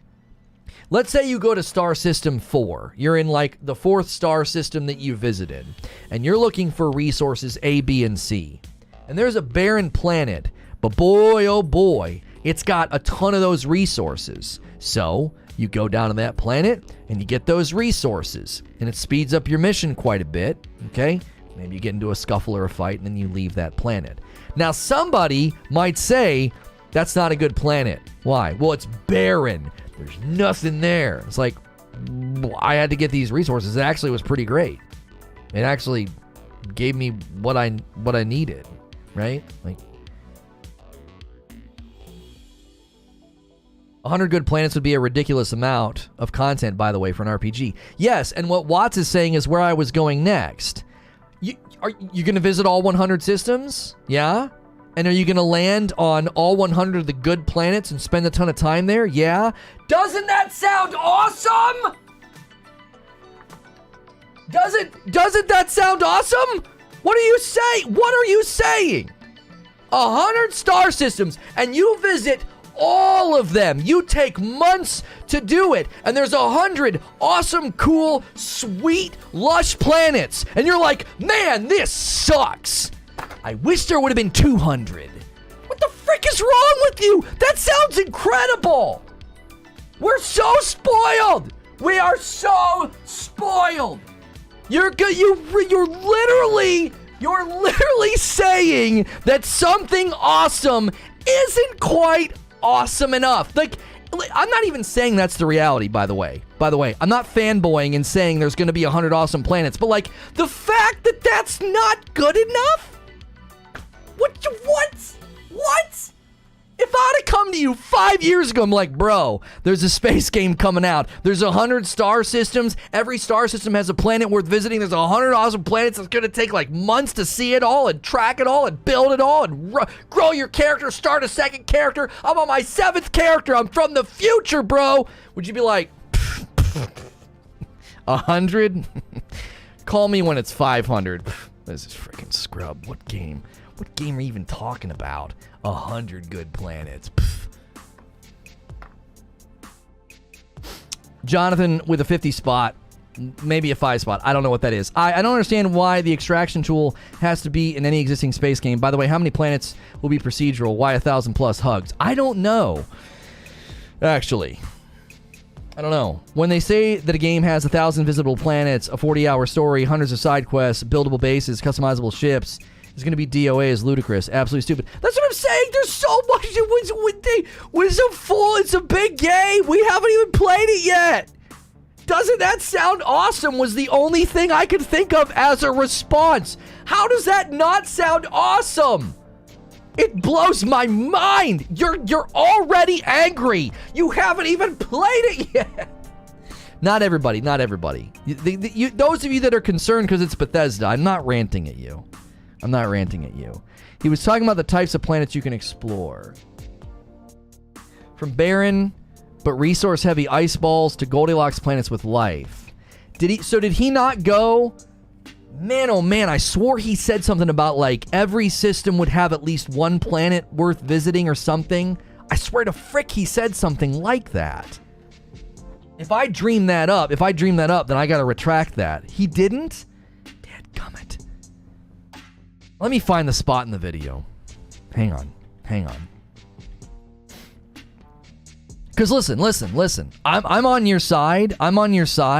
If you kind of bristle at the idea of traveling to star systems and every planet sucking, and you being like, well, that was dumb, and then you go to another star system, and you're like, well, that was dumb. Homie, I'm on your side. I agree with you. But we don't know if that's the rule set that they've applied. Let me give you an example in just a second. Easy does it with a $5 tip through Super Chat. The gunplay looks pretty bad. Really want to see more gore.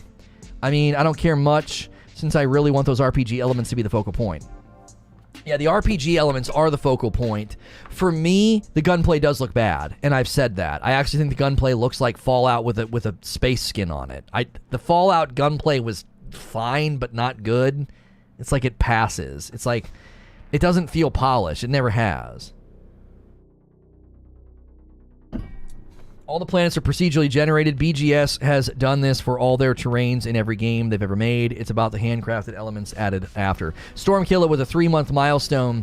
He did say every system will have at least one good planet, but he's not saying every system will have just one.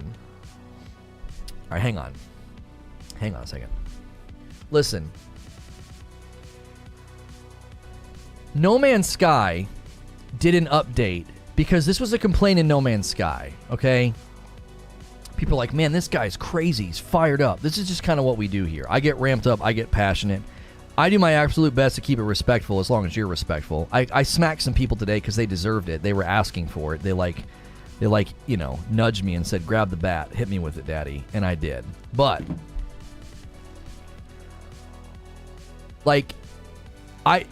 this is just a common trope in gaming that I've kind of become accustomed to covering games for 7 or 8 years. And this was a complaint in No Man's Sky. The complaint in No Man's Sky was that you would spend all these times going to planets, you'd visit 7 planets, and everything looked derpy and stupid.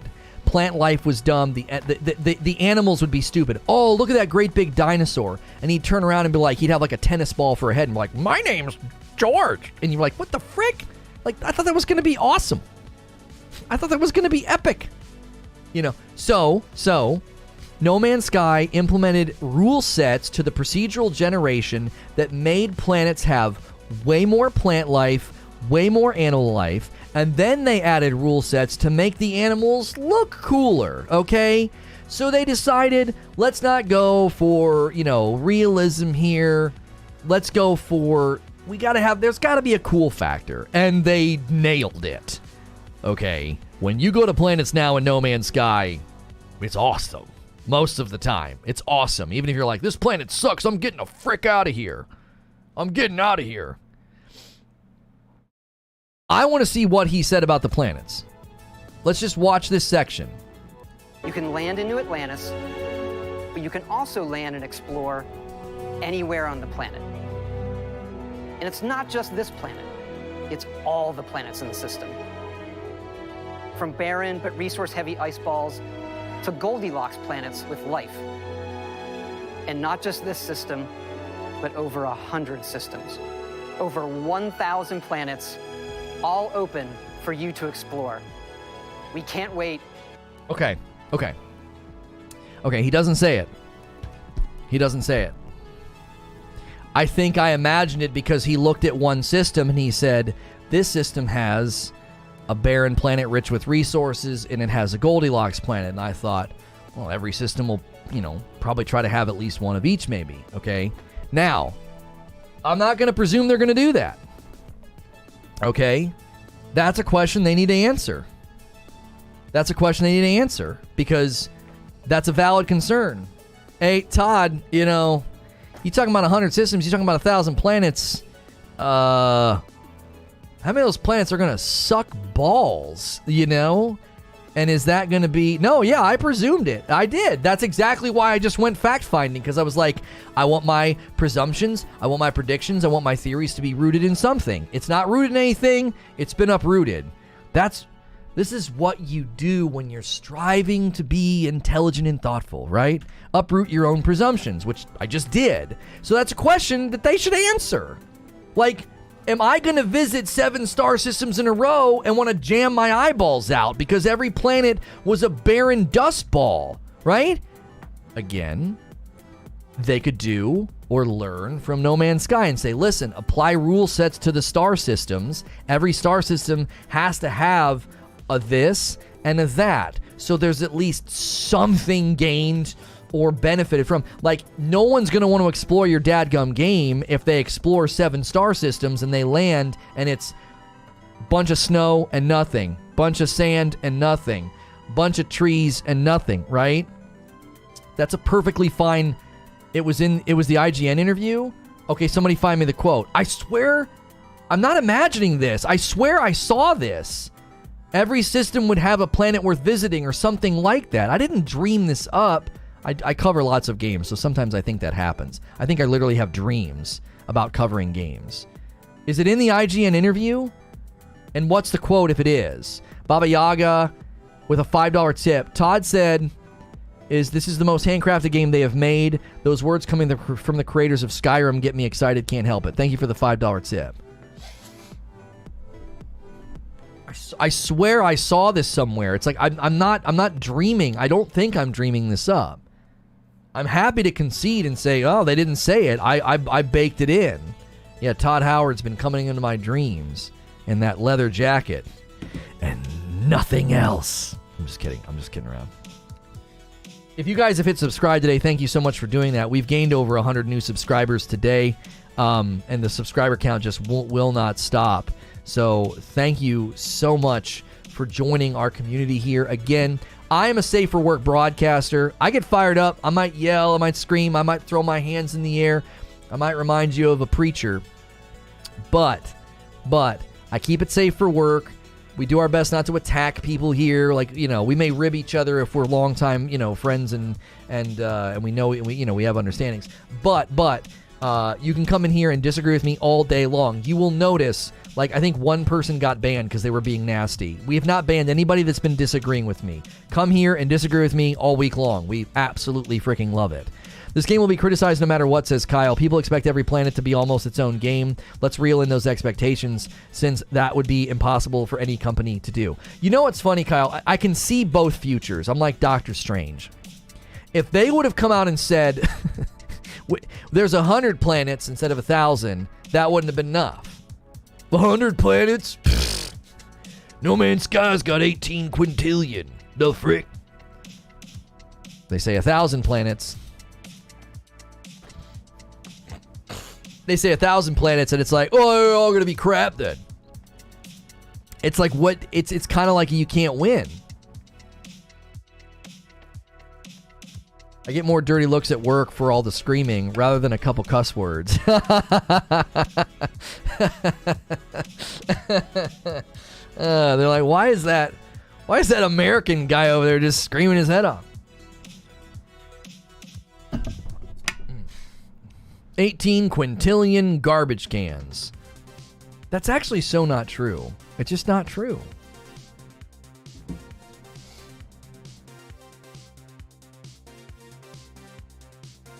Trying to understand, didn't mean to be a douche. Oh, was he asking for clarity on something?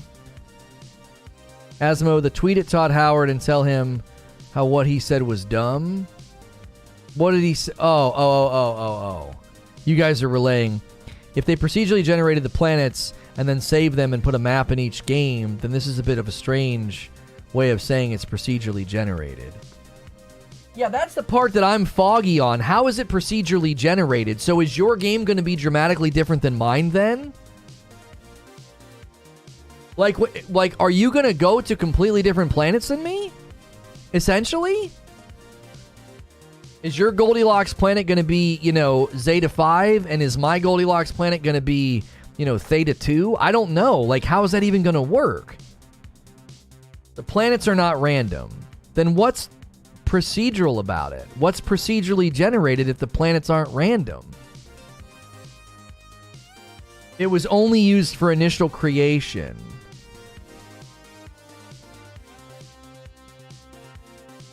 Starfield includes more handcrafted content than any Bethesda game alongside its procedural galaxy. They procedurally generate a planet and then they put it in the game and then they do it with their maps now in their games and they build on top. Oh! Thank you. I didn't know how that worked. I did not know how that worked. That's one of the first things I'll admit is when I don't friggin' know something. I'm like, huh? What the frick? Huh? Like, I'll be the first to be like, I don't know how that works. No Man's Sky is procedurally generated, but it uses seeds and the system is there, but it's not generated until the player finds it. Once generated, it generates the same for all players. That's, yeah, right. You stumble upon it, it bursts into life, and now it's there for everybody. Right, correct. Because they're all just data points, and then the game generates the worlds according to the data points. Like, the planet's not sitting on a server somewhere. The data points of the planets are there. You go to the planet, and the game says, oh, this planet has these 7 data points for the animals, and these 8 data points for the plant life. It's freaking... No Man's Sky is a technical marvel. It absolutely is. Like, I absolutely love what they did with that game. Yeah, where is this quote with the one good planet per system? I swear to frick. He said, not every planet has to be interesting. You may like a planet because of the sunset or moons in the sky in it. So I guess 98% of them will be almost useless for 98% of the people playing this. Here's my question, Augustus. Let's say you find a planet that's barren or there's not a lot on it. They showed a pretty barren planet in the trailer, and they showed a guy building stuff on it. Building like power generators that were spinning and like a whole little setup and then a base and then a person running the base. Like, do you see what I'm saying? I think we might be thinking too unidimensionally. You're thinking that planets should look awesome. That might be too simplistically. You might be thinking about the data points of planets as needs to look cool, needs to have cool stuff on it, right? They may be like, no. You might find a planet that you can just mine for insanely beneficial resources, and it looks like a piece of crap, but you set all this great stuff up, and then you get the frick out. And then that's serving the RPG element of the game.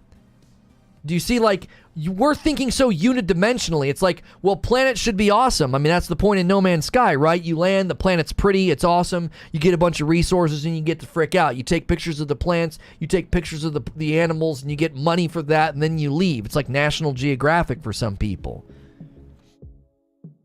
It was during the initial showcase when they showed the planets right after the dogfight scene. I just watched it. We literally just watched it. He didn't say anything about there being one planet per system worth visiting. No one wants a barren planet? Yes, but Sauron, let me engage with what you're saying, because it's ludicrous and you might not realize why it's ludicrous. Let me paint you a different picture. We have 1,000 planets. Every single planet is absolutely bursting with life, and it's lush and insanely full of resources and animals and plants. You know what people would say? Gee, money, Christmas. What? Why? That's not realistic. I'll never be able to do all that. That's too much of a good thing. You can't have light without dark. You can't have lush without barren. It's like in a game with randomly rolled weapons that drop on the ground.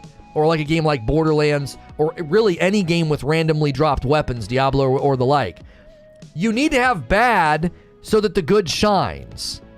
This is the discussion we have all the time. This is so similar to loot-based games. Loot-based games, they're like, well, there's so much crappy loot. Yes, of course, because the good loot has to be able to shine in the pile. I found it from barren but resource-heavy ice balls to Goldilocks planets with life, and not just a system, but over 100 systems, over 1,000 planets, all open for you to explore. We just listened to that. He didn't say anything about each system being worth visiting. I thought there was a quote where he said, every system will have a planet worth visiting, or something to that effect. I'm paraphrasing. We can't find the quote. Barren means no plant or animal life, but probably tons of resources. Right, he literally points to a barren but resource-heavy ice ball, meaning you might go to that ice ball and set up a mining colony facility and just make a ton of money off of it, and then you never go back to it. You're thinking so unidimensionally. You're like, no, if a planet is barren, it's worthless. What? No, a barren planet could be incredibly useful to you. You don't know. You've not played the game.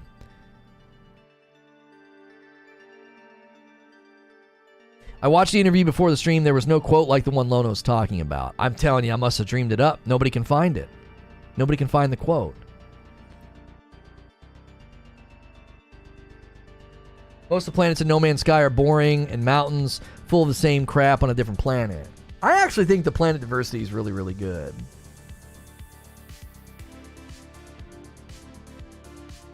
What's that, Stormkiller? Can you give me a choice quote? I don't want to go read an entire article. Read my two-part comment above. All right, hang on, Zubair. Hang on. Where are you? They sold this wrong. They should have said, we have 5 planets with multiple cities for the main quest, but wait, we also have 10 more planets with 1 major city, but wait, we also included 20 colony worlds with wilds you can explore, but wait, we also included 900 extra worlds you can explore for resources. Maybe the framing, yeah, maybe that kind of framing would have helped, Zubair, I don't know. It's in the IGN phone call interview with Todd. He just talks about Goldilocks planets. On launch, most No Man's Sky planets were barren, but now they're pretty good. Have you ever played a fully modded Skyrim or Fallout? Most of the fans that are excited for this game are excited for it will eventually, what it'll eventually be, not what it is at launch. That makes the planets worth visiting, almost like Minecraft. It's like finding a cave system with no diamonds and going, this game's trash, every cave system isn't worth mining. Yes. Yeah, we've all been, the Mandela effect. We're all having the Mandela effect. Yeah, there's 4 major cities. What Zubair was saying is establish the central, like almost like rings of quality. Like, here's the central city hubs, here's the planets and colonies, here's these types of planets, and then way out here on the fringes, there's all these other planets with resources. That's kind of what Zubair was doing. This article is about what a Goldilocks planet is. Okay, but does he talk about the likelihood of finding a Goldilocks planet? Does he talk about the beneficial nature of going to a star system, right? The question on the table, okay, I appreciate you guys all going out and trying to find the quote for me. That's extremely kind. I don't think it exists, okay? So the question on the table is, how many star systems do I have to visit before I feel like it was worth my time? And if the answer to that is 1, then that sounds pretty good. If there's 100 star systems and they added things to the game to ensure that every star system has some benefit or reason to be there in varying degrees, sure, every star system can't be equal. This star system may have like one planet that's really good and the rest were kind of and then the next star system that's got 3 bangers in it, right? We also careful to let you know that's what the procedural content is. So if you look at space, you know there's a lot of ice balls in space. So that was one of our big design considerations on this game, is what's fun about an ice ball. And it's okay sometimes if ice balls aren't, it is what it is. We'd rather have them and say yes to you, hey, you can land on this, here are the resources, you can survey it, and then you can land and spend 10 minutes there and be like, okay, now I'm going to leave and go back to the other planet that has all this other content on it. I'm going to follow this quest line. So we're pretty careful about saying, here's where the fun is, here's this kind of content, but still say yes to the player, and you want to go land on that weird planet, check it out, and build an outpost and live your life there and watch the sunset because you like the view of the moon for it. The moons, go there, go for it. We love that stuff. Doesn't this quote imply there will be plenty of content-rich planets and they will let you know where they are? That's exactly what that quote implies, yes. Pilloctor, thank you for the $1 tip through Super Chat. I don't have a problem with not flying into the planets. My issue is them saying it's not important. That's akin to the Apple axing the headphone jack and saying, yeah, people don't need those. No. I push back on that, Pilloctor, for one simple reason.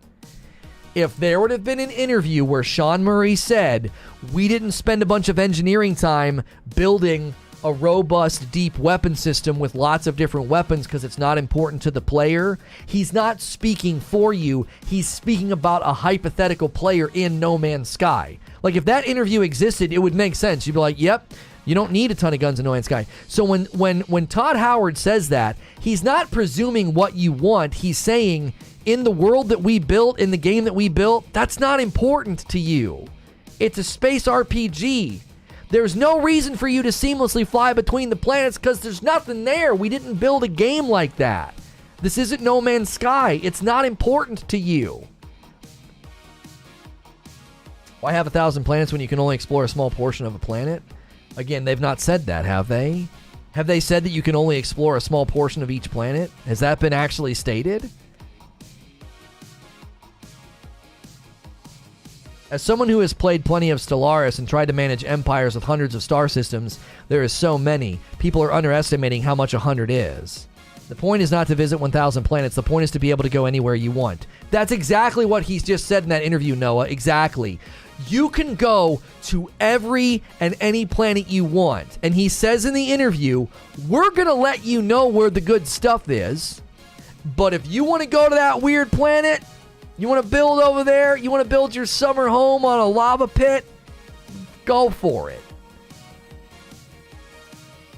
They quite literally said you can explore the whole planet. Yeah, they've said that. They've said the opposite of only explore a small portion. You can land anywhere on the planet. Right. In the gameplay trailer, he said you can land anywhere on the planet. Okay, there you go. So get out of here with that falsehood. That's not true. The video you just stated, the play just stated you can travel all over it. There you go. Thank you. Okay, so you again, man. This is what's so draining about this. We have to let them define the terms. We have to let them define the terms before we start to say good or bad.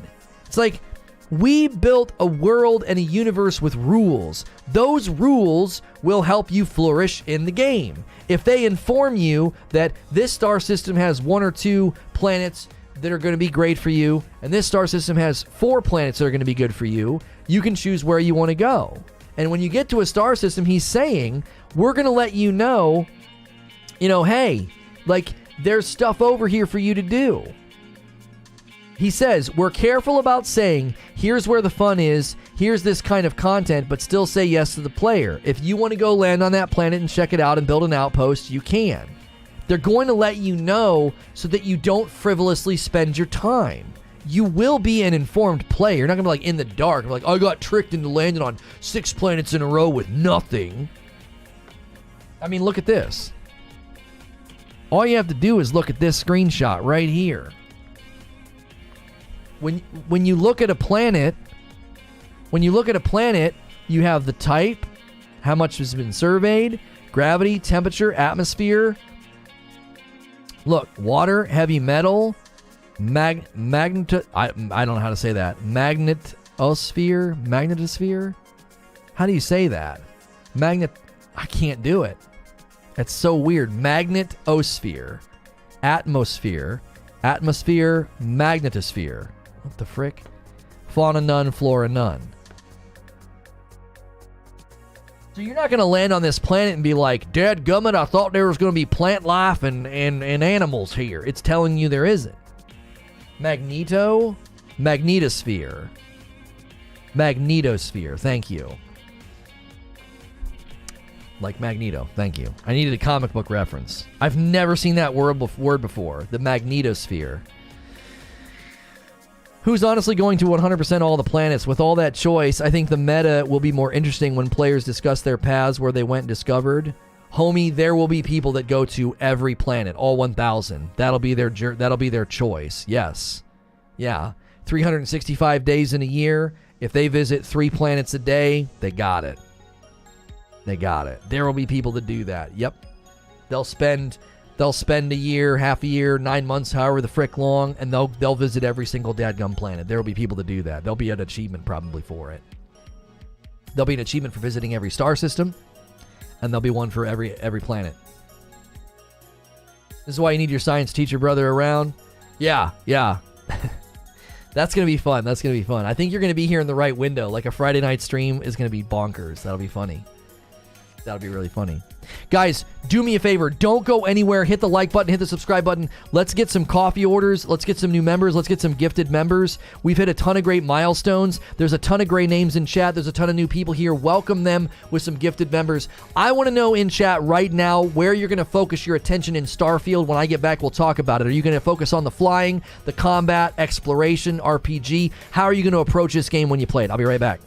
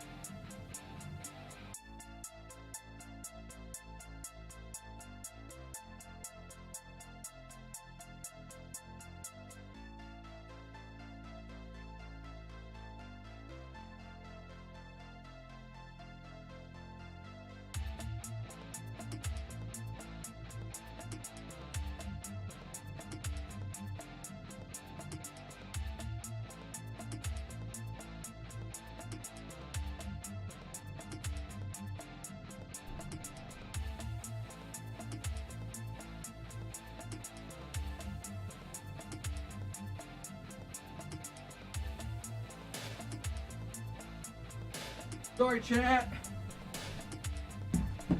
Sorry, chat. I totally had to go be a dad. Like, I went upstairs to use the restroom quick, and then I realized it's going to be a scorcher today, and nobody's got their doors or rooms set how we need to set them to keep the house cool. It's already 89. Because, like, my daughter's room is the central room in the house, and it gets the coldest. And if you keep her room open to the one hallway where the thermostat is, and then you run the ceiling fans in all the rooms, and then you open the basement door to let the cold air come up and kind of hit the sunroom door, the house stays way cooler, and the AC doesn't have to kick on as much. I go upstairs, and, like, everything is wrong. It's like doors are closed, ceiling fans are off, and they're gone. I'm like, you dadgummit, you guys. So as a dad, like, kind of like huffing through the house, and then my daughter's room, the one door was locked. So I was like, like I'm running. It was such a dad moment, you know what I mean? I'm also in dad temp control mode now. Yeah. We figured it out. Like, I kind of looked at the house and kind of felt the rooms, and it was like, I think if we do this, the house will stay way cooler. And so I tried it one Sunday. We left, we went to church, we came back, and I was like, oh my gosh, it made a huge difference. Like, every room was cooler. The AC wasn't running as often. As a dad, you make sure all the doors are locked at night? Yeah, I did that once, and my son was like, why do you do that? And I was like, because that's what you're supposed to do. I said, if I'm ever not here, I said, you make sure all the doors are locked. And he was like, okay. He's 6, but, you know, planting those seeds now, brother. Got to make sure everybody's safe, homie. My girls constantly leave stuff on. Wife messes with the thermostat constantly. Most frustrating thing ever. Yeah, we don't war over the thermostat. My wife and I agree on a temperature. That's not it. It's that you can do a couple of things and the house stays way cooler. Because, like, I used to sit down here and roast, and we changed some things, and now my office stays really cool. The house stays cool. We did it. We successfully have warred against the 90s, like the 90-degree temps. So we don't get murdered horribly in our sleep, buddy. Well, good night, sweet dreams. Why do you lock the doors? Why do you make sure the doors are locked, Dad? Well, I don't want us to get murdered, you know. He's 6, but he'll remember. It's that trust implied in that. He'll check if you're not there. Yeah. That's right.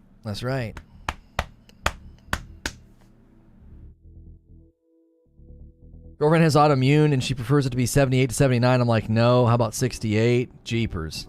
I'd be buying her hoodies, snuggies, and slippers, man. I wouldn't be able to do that.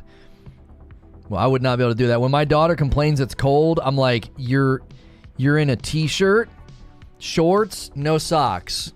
You can't complain about it being cold. You can do things to make yourself feel more warm.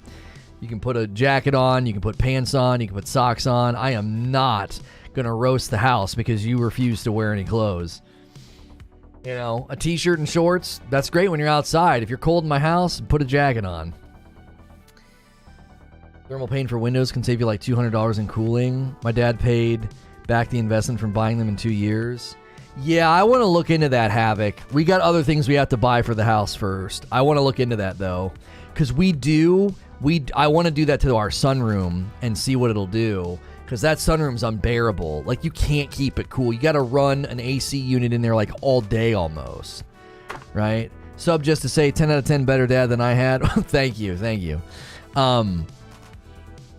But yeah, we got to replace the fridge and the oven at some point. And we just haven't been, you know, after everything that happened 2 years ago. Like, it took us a year just to buy furniture for the living room. Like, we had to cut all that. We had all these things we were looking at buying and replacing, and we've had to put all that on hold. No, we didn't get the driveway done. We had the driveway sealed with that black stuff, but that's another thing. Eventually, we want the whole thing torn up and relaid because it'll be bad. You know, in 10 years, it'll be a dadgum disaster. But we had it sealed. Roommate and I always quip out the temp in the apartment. Yeah. I'm still in long sleeve t-shirts and thick jumpers. I'm always cold. Yeah, my wife was that way. And then she had children, and she's like, and they ruined my body temperature. So now she's like me. Now we agree that, like, oh, it's hot. So thankfully, you know, that we've met in the middle on the temperatures, because she used to always be cold. She still is colder than me most times. Tar? No, it's not this tar thing. It's like they fill in the cracks with, maybe it is tar with the crack fill, then they spray this stuff over top. I don't know. We did that for now as a stopgap, basically, to keep it from getting way worse.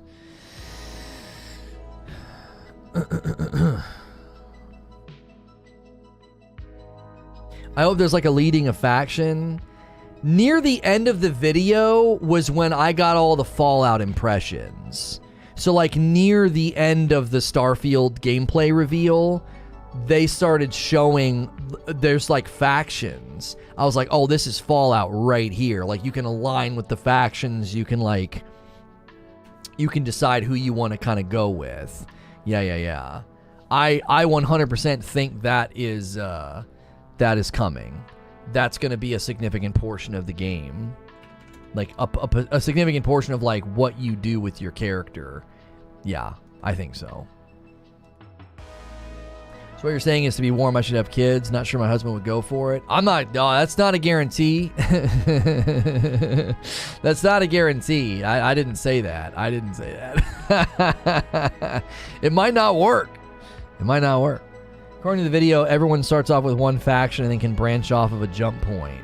Oh, so you do start with the default faction. Interesting. We got a ton of new viewers today. I want to see where they all came from. Not really search. We got a very small amount of search for Starfield. We got a ton of recommend. No, we didn't get a ton of recommend. It was almost all browse. So a ton of you new folks today, if it was your first time hanging out, discussing, subbing, if you enjoyed the content, you've enjoyed your time here, we're not shutting down or anything, but if I was just kind of on your homepage and recommended and you clicked and came in and subbed and have been a part of the conversation, thanks so much for doing that. We do have members only content that we do on Thursday afternoons and Friday nights. So we recently hit a milestone of like 1,600 members. We've unlocked a ton of emotes. I do streams on Friday nights with my wife, and then we do a community game night once a month. If you become a member right now, you can go back and watch the past broadcasts of the streams with my wife. They're hilarious. And you can join us on the 24th of this month for a huge members-only night with Fall Guys. It's finally coming to all platforms. It's just not going to be on mobile, but it is coming to all platforms, all consoles, and PC. Free to play, totally cross-play, and we'll be doing a members-only community game night on the 24th. Hilly is coming back. He was my funny British co-host friend that we did a bunch of games together. He had to step away from Friday nights because it just didn't line up with his schedule. It was really rough. He was staying up super, super late. We were having drinks and laughing, and doing that every Friday was kind of rough for him, but it was an amazing time. My wife since then has joined Friday nights, and we did finish The Quarry. It was quite the conclusion, is all I'll say. It's quite the conclusion. The stream was not the same without Hilly. Shut up, Abe. Let's see here. Let's go live. I gotta schedule the next thing. We were gonna look at Redfall gameplay and gameplay details today. I bumped that show because the Starfield stuff hit, and I was like, oh my gosh, like everybody's talking about Starfield. Everything is trending. The Todd Howard interview was trending. And I was like, well, we gotta change course here. And I'm glad we did, because we had another massive day for the channel. Tons of new subscribers. And we hope a lot of you new subscribers turn into daily watchers where you hang out, treat me like that daily podcast, multiple shows a day. We have a show about all the Assassin's Creed stuff coming. We have a radio show that is a news rundown. And we do our best to fill your day with quality, safe for work, radio, podcast style content where you can just kind of throw me on in the background. And we appreciate it so much.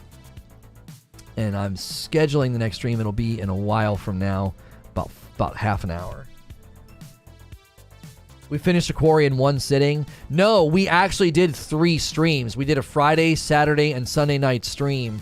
The Sunday night stream was the shortest. It was the shortest. But we enjoyed it so much, we gave people 3 We gave people 3. What is this? Oh, everybody's responding to my tweet from earlier. We gave you guys 3 streams. It was fun. It was a really good time. Great reasons to become a member. It supports me directly. We don't really run ads as a live stream, by the way. Like, as soon as I talk about ways to support the stream and you can become a member and all this, everybody leaves because YouTube viewers are just not accustomed to that spending culture. And I'm just going to be awkward and tell you that spending culture needs to be fostered for live streams because live streams do not pull in ads. It's one of the reasons that the purple platform Twitch is motivating everybody to run ads because they don't make anything on the ads because they don't run enough. And for us to continue doing what we're doing,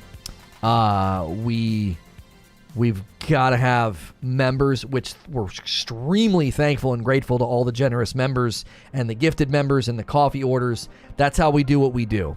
So you just got almost a 2-hour broadcast with no advertisements, periodically me doing a little blip about like, here's what we do, press subscribe and like, consider becoming a member. But overall, I'm not like hitting you with ads almost ever. So if you've been enjoying the content and hitting subscribe, consider all those various ways of support. Yeah, I did see that Distorted. I tweeted about that. I'm being told that's common and that's normal, and I'm like, no, it's not. Shut up. No, it's not. Shut up. That's not common and normal. I have not played a co-op game in a really, really long time that does that. Borderlands 1, 2, the pre-sequel, Borderlands 3, like every Borderlands game pulls it off. Like, me not progressing my campaign when I play with you is got to be one of the dumbest things I've ever heard. It's just so freaking stupid. I don't understand. Dying Light did that in their first game. I swear they fixed it. At least I was told they fixed it. It's so outdated. How is Redfall going to launch in 2023 and be that way? We'll have to save that for a Redfall gameplay stream because I want to do a similar stream of what we did today with Starfield and just break down the details, talk about the good, the bad, my concerns. And that co-op info, I was like, are you freaking kidding me? Really? What year is it? What do you mean? What are you talking about? Like, it's co-op. Play with your friends. And then when you're done, go replay everything again because it didn't save what you did. Dying Light 2 is the same. It's the reason me and my friends didn't play co-op. That's absolutely stupid. Like, I can't believe Dying Light 2 doubled down on that. Why would you double down on that? It doesn't make any sense. It truly doesn't. Co-op progression just isn't important for the player. Oh, shut up, Eugene.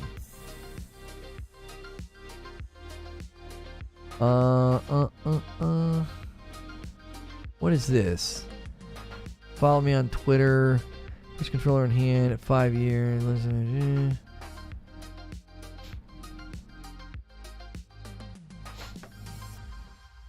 Dark Souls Elden Ring does the same thing.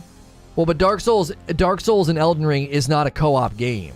That's not the same. You don't play through that game co-op. And it's also not a campaign-driven game where you're like checking off checklists and boxes and everything else. You summon somebody in to help you. That's not the same at all. You keep the XP and loot, so I guess that's okay. Yeah, I can't wait to play with my buddy for 3 hours and then go back and replay all those same missions again, and I'll be stronger. That'll be great. That won't feel frivolous and stupid.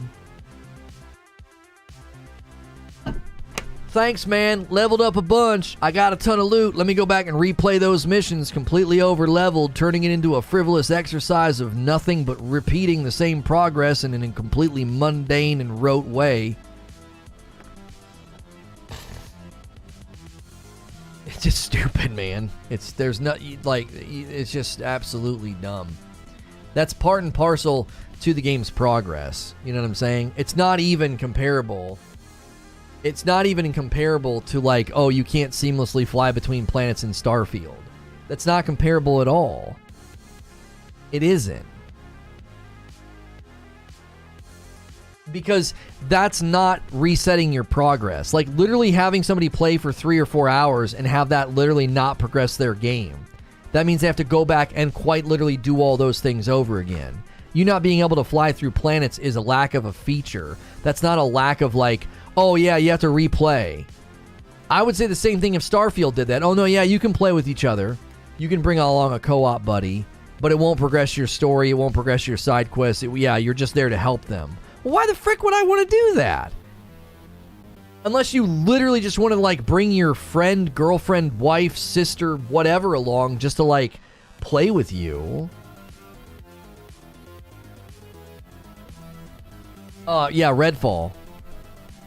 Yeah, Redfall's doing that. It's Dying Light 1 and 2 are that way. It just doesn't make an ounce of sense. It does not make an ounce of sense. Twice the time investment for the same progression. Yeah.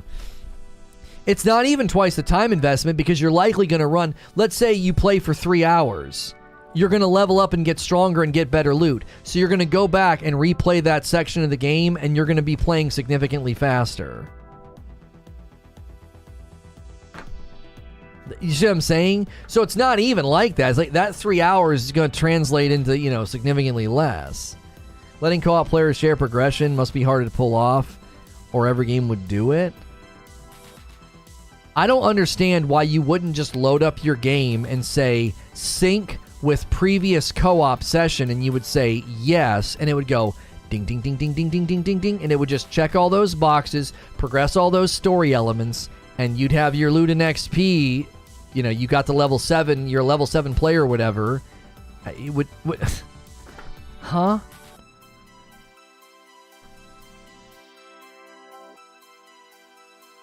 Isn't there a game where if you're the second player, you don't even hear the cutscenes? Yeah, I don't know. It should give you the option for people that want to help their friend but progress their own game their own way, or give you the option to progress together. Yeah, do you want to be a helper or do you want to be a companion? Like, which do you want to be? Like, they'd have to come up with the terms, right? Do you want to be what is essentially a companion where you get no progress, or do you want it to be a shared progress or companion progress? Something like that. Borderlands has it, but Redfall doesn't. That's what I'm saying. It doesn't make any sense. Borderlands has been doing it for years, since Borderlands 1. I don't know what kind of development problem that would be. How old is Borderlands 1? How old is Diablo? Diablo 2, you could do that. Could you not? You could play with a buddy and progress your story and then go play by yourself? Like, how old? How old's Diablo 2 and how old's Borderlands 1?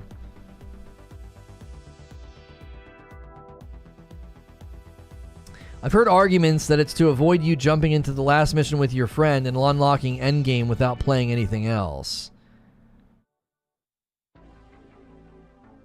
I don't know. Which is a stupid argument. Yeah, as soon as I hear it, it just sounds so dumb. If someone wants to play like a dum-dum, let them. I remember playing through Borderlands 1, and my friends and we were dragging this guy through the endgame, and he was getting one shot because he just wanted to roll over into the second playthrough. It was so stupid. But that's how he wanted to play. I was like, bro, why wouldn't you just play through the game? And that's what he wanted to do. And I'm like, okay. He just hid behind stuff the whole time. Dying Light 2 was so brown and yellow looking. This is a freaking complaint gamers had with the pre-HDR days, as game engines don't support full color range as well. It's gross looking. Yeah, they land in like a color pit. Yeah. Yep.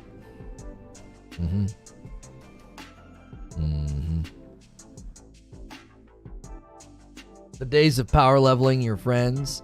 Yeah, like power leveling, do you really need to stop people from power leveling to the point that like people can't just enjoy co-op? Like, what are you actually achieving at that point? What are you achieving at that point?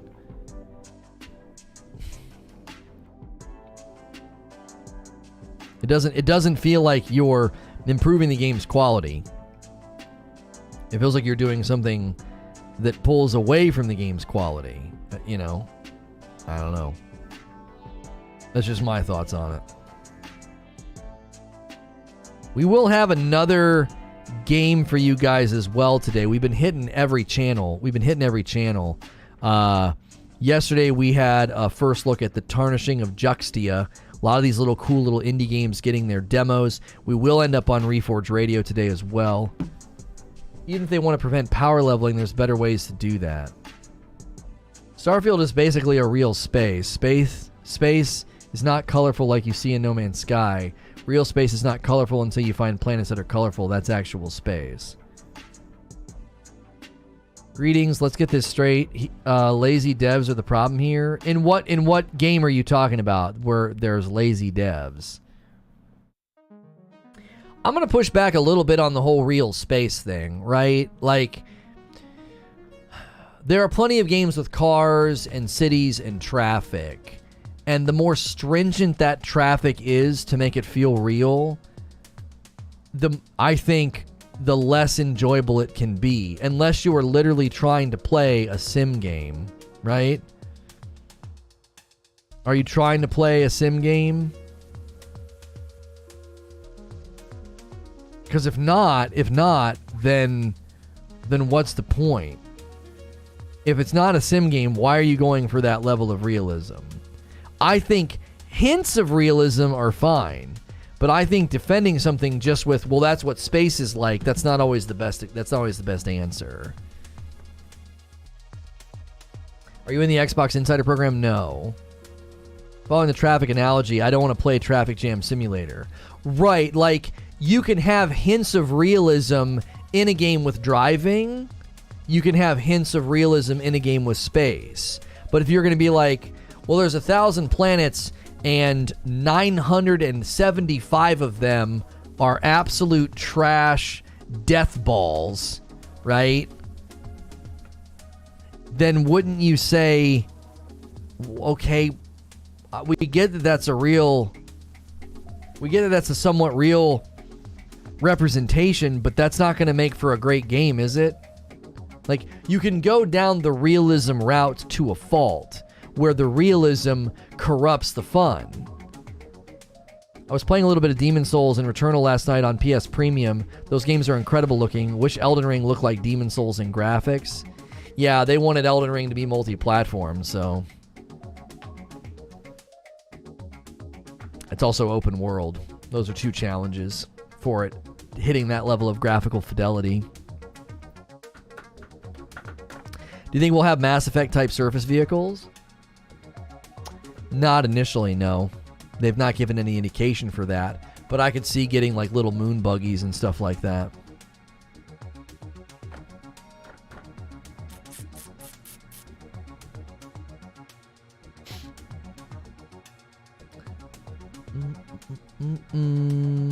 I can get on board with what you said earlier about flying to planets. So what are your concerns? I'm struggling to find the link between how much of the planet can we explore versus not. Well, I think the idea of... So my concerns about flying is it going to feel like a side game?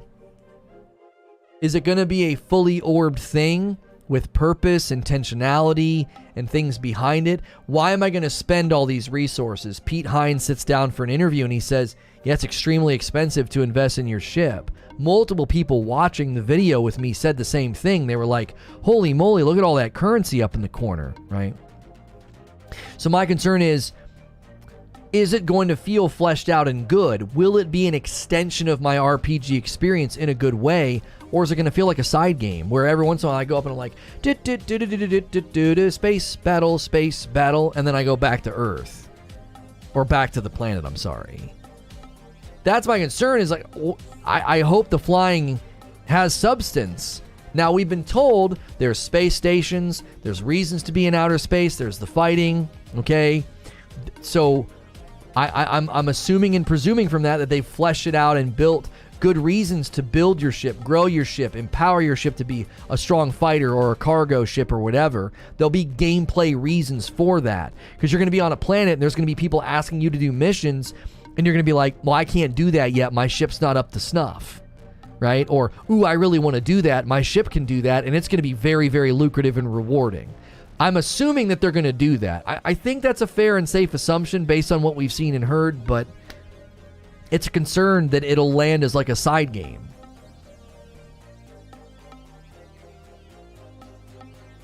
Yeah, I'm not trying to say that's what's going on, Eugene, but you do know most of the pictures we have from like the Hubble have been big time colorified, big time, to make them look pretty.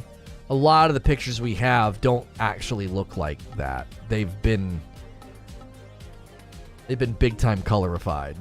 I'm not saying every picture, but a lot of them have been. Space doesn't exactly look like what we think it does when we look at a lot of these pictures. Can't wait for someone to build the Millennium Falcon. That's what I said. Even dogfighting, there was hit mark issues.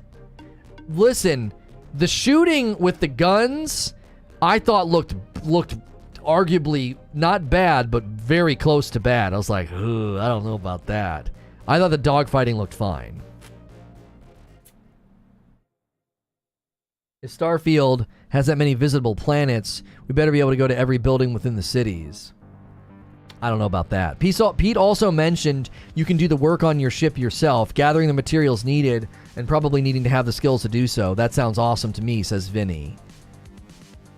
Too awesome, it'll be Dead Space for most of us, just disingenuous. Oh, to assume it'll just be Dead Space for the most is disingenuous. Being that no developer does density in big spaces like Bethesda, good to be cautious, but you can't assume it's going to be dead.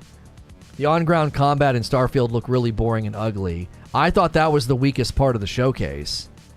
I think the weakest part of the Starfield gameplay reveal was when he was shooting his gun. I was like, I don't know about that. Now again, they were low-level enemies and low-level guns, so who knows? As I level up and add attachments, maybe it smooths some of that out. I know that happened in Fallout, but Fallout also just didn't have the greatest shooting feel.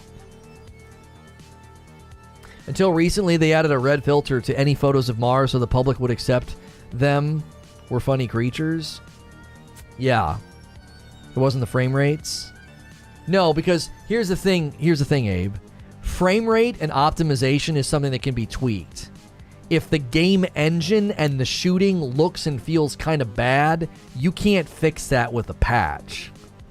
That's why I find that to be the most concerning part of the video. The more I've watched it, the more I've been like, the frame rate stuff is concerning, but that can be adjusted with draw distance, texture fidelity, lighting fidelity. You can turn that stuff down and smooth out frame rate, right? Gunplay feeling and looking kind of bad. Gunplay feeling and looking kind of like Fallout. I'm like, that's kind of an engine level thing, and I never really liked the shooting in Fallout, so I'm probably going to feel the same way about this game, right? I feel like there's a pretty big difference between the two things. It's like the pop-in in Forbidden West wasn't as annoying as what I felt were glaring problems in the combat. Because it made it unfun. A tree popping in is kind of like, huh? Bad gameplay is kind of like, ugh. You know what I mean? There's a big difference. I'm going to turn the game off, if the gameplay's bad. I find it funny that people assume space is drab and not colorful. But you're basing that off of pictures that have been colorified, Eugene. Like, we don't have tons of evidence that there's lots of lush, awesome planets. Doesn't most of the evidence we have from space exploration and space study that most planets are icy, fiery, awful places that aren't pretty and colorful? Aren't most of them just icy, awful, just rocks? Just... You throw a dart at a board and hit a planet, and it's probably an icy rock with nothing cool on it. Ice and fire doesn't equal drab. Yeah, but it certainly doesn't equal lush and colorful either. We're talking about space color. Can we all agree that the globe isn't round? Abe, come on. Look into my eye. Come on, Abe. Let's hope the gameplay loop will be prioritized. What do I say, MJ? What do I always say? The gameplay loop is God. All things in your game must be subservient to the content loop. If you disrespect that God, it will smite you. It will never fail to smite you if you do not serve it. If you don't serve the content loop, your game will fall to pieces. I don't care how pretty it is. I don't care how big it is. I don't care how many awesome, amazing features you've added. If you don't serve the content loop, your game will fail. every single time. The content loop is undefeated. Content loop is undefeated. You either serve it or die. Colorful doesn't have to equal lush either. Yes, but so I think what you're doing is somewhat responding to something you're responding to something that no one's saying. People are defending the fact that there are barren planets, icy, dusty, just barren, uninteresting planets by saying, yeah, space is like that. And you're grabbing onto colorful and acting like, well, no, there's plenty of color in space. Okay, most of those pictures have been photoshopped to show color that isn't actually there. And second, what they're saying is true to an extent. Everything we know about space is that most of the planets are barren and cold or barren and hot. That's basically it. You know, or they're so gaseous that we wouldn't even be able to do anything. We wouldn't be able to see. You'd land and be like, I can't see anything. All I see is green, gray, brown fog. So that's what they were saying. And I'm not saying that's a good defense of a video game being full of icy rocks with no purpose. I'm saying you can have that element of realism in the game. You can go too far and it would ruin the gameplay experience. People thinking space is full of lush life are dumb. Right. And see, this is what No Man's Sky did, right? No Man's Sky allowed players to shape philosophy, did they not? Let's be real here. No Man's Sky clutched to those pearls for a while and said, we want it to be random. We want it to be truly insane if you find a great planet. And the philosophy shifted over time because player feedback was, it's incredibly unlikely I'm going to find a planet that looks pretty, has great plant life, has animals that don't look like absolute derps, right? The philosophy at No Man's Sky modified itself over time to meet the desires of the community. So one would hope that Fallout, that Starfield has considered that. They've considered, like, people don't really want to go to planets that look like garbage. You can have garbage planets, but people don't want to go to them all that much. And if they do want to go to them, they need to know it's garbage maybe before they get there. Todd Howard's interview team seems to tell me that. You're going to know where the goods is. Where the goods is, you're going to know where the good stuff is. You're going to know where the good stuff is. You're also going to know when you're going to a rock. And if you want to go to the rock and build your summer home, he says, you can do that. I love good techniques from good countries, so maybe Starfield will be too much like Fallout. I think it's going to be Fallout in space, I mean, personally. That's where my expectations are. The ground combat for Starfield had bullet trajectory different from where the gun was aimed, bad AI scripting, and behavior sets. Well, you might be misunderstanding what's happening, Jeff. That's a thing in Fallout as well. Gun accuracy is a thing, and you get those laser guns, and they do. Their trajectories are... They do that. That's a thing. It's not a perfectly 100% accuracy hit scan. It's a cone. I believe they use a cone of accuracy similar to Fortnite, and the accuracy of the weapon shoots within that cone. And that cone gets tighter the more you upgrade and mod the weapon. So what you were seeing was not like a glitch or a bug. That's part and parcel to combat in their game world engine and weapon systems. That's a thing in Fallout 4 right now. You go grab like the lowest level, most inaccurate like laser gun, and that's what it's going to do. It's going to go, you're going to see trajectories that aren't, it's not straight every time. That's not what it does. Now you might not like it, but again, that's part of the power fantasy. That's part of the progression, is your guns are rough and rugged in the beginning. They're inaccurate. They're brute weapons. They're brutish. They just kind of get the job done. And as you progress, they get refined, stronger, and more accurate. And hopefully cooler looking. I don't get how people defend Bethesda. Their games are always broken. The fact that mods have to fix their games and fans are fine with the broken game on launch is confusing. What's more confusing is the idea that Bethesda is just wholly terrible, given their history of RPGs with Skyrim, Fallout 3, and Fallout New Vegas. Like, I don't understand. Like, so even Fallout 4, I don't think I've ever seen somebody act like Fallout 4's bugs were no big deal. But Fallout 4 was largely a success. We're basically letting Fallout 76 be their entire history. I find that to be very common, Smashville. The common thing that I've noticed is everybody takes Fallout 76 and they paint the entire Rolodex of Bethesda games with that brush. Yo, thank you for a 5-spot. Send Treves Gaming. Here's my donation to your channel. Thank you. And they've really turned Fallout 76 around and have gotten significantly better response from the community. That doesn't justify the launch, but I don't know why people act like this company is a garbage can. Like, what? Huh? They have some of the most praised RPGs in history. I don't get it. In some respects, they're the paragon of RPGs. I continue to love Skyrim, including its quirkiness. You have to look at Skyrim in context. It's like watching the first Terminator movie in context. You have to understand when it landed. Skyrim was earth-shattering. It was industry disrupting. It is hailed. It is referred to as like a generation-defining game to a certain extent.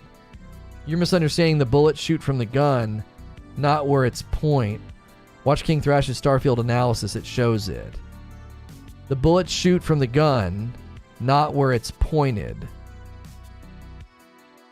That's how it worked in Fallout 4. Right? In Fallout 4, the inaccuracy of the weapon caused that to happen. Unless I'm completely misunderstanding what you're saying. But here's the gun, and when I have a laser trajectory that goes like that, and like that, and like that, like that, and then some are straighter, that's something that literally happened in Fallout 4. A laser beam literally curled into an alien? Okay, do we know why? Do we know the stats on the weapon? Is there a perk? Is there a heat tracking perk on the gun? We don't know why that's doing it. The bullets are flying like a foot above the gun.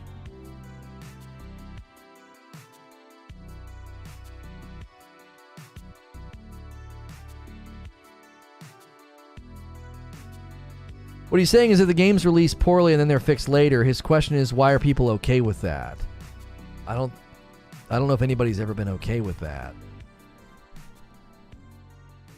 Has anybody ever been okay with that? Like, so people go back and say, no, that was fine that they did that with Fallout 4 and Skyrim? I don't think anybody's ever said that. It's not an attack to say Bethesda is known for buggy games. No one's saying that's an attack. I feel like we're passing the night because we're speaking in platitudes. We're speaking in platitudes. Like, the thing that I interacted with, the thing that Smash said, I don't get how people defend Bethesda. Their games are always broken. The fact that mods have to fix the games and fans are fine with a broken game on launch is confusing. That's just 4 platitudes in one comment. So people are just defending Bethesda. What? They have a good history of making great RPGs. That's not defense. That's just establishing the history. You want to establish a history of them having buggy games. There's also a history of them launching some of the greatest RPGs ever made. Their games are always broken. Absolutist statement, platitude. That's not true. They're not always broken. They've had games that are very buggy, and you could argue that 76 was broken, but Fallout 4 wasn't broken. Skyrim wasn't broken. The fact that mods, the fact that mods have to, necessitation here, have to fix the games, and fans are fine with it, again, a platitude that's not true, they're fine with a broken game on launch, is confusing. That's what I'm saying. We're just speaking in platitudes. No, that comment is just this giant, huge platitude of like, their games are always broken, and the fans have to fix them. What? What are you talking about? Every game they've made has been that way? Skyrim was broken and had to be fixed by the community. False. Fallout 4 was broken and had to be fixed by the community. False. Not true. You're speaking in the absurd. It's like We're just rewriting history now. Fallout 4 wasn't received to the same degree that Skyrim was, but Skyrim was received as a triumph. But now we look back, broken and had to be fixed by the community. What? Huh?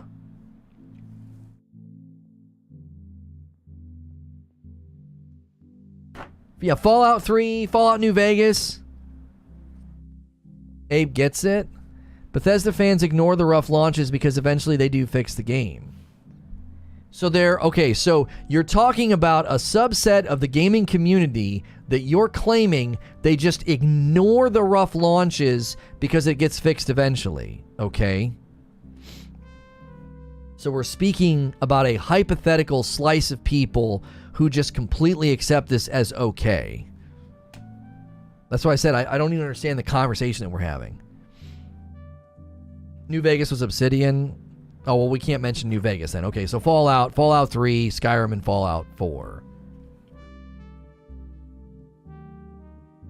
Like, I am not a Bethesda fanboy. I'm not. I've not built my channel, my career, or anything playing their games or defending their games, but like, when you speak in such just far-reaching, broad-brush platitudes, I'm like, you're not saying anything.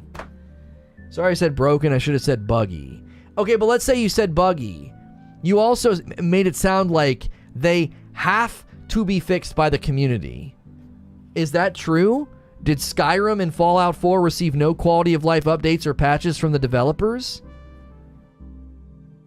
Like, I'm just saying, we live in this,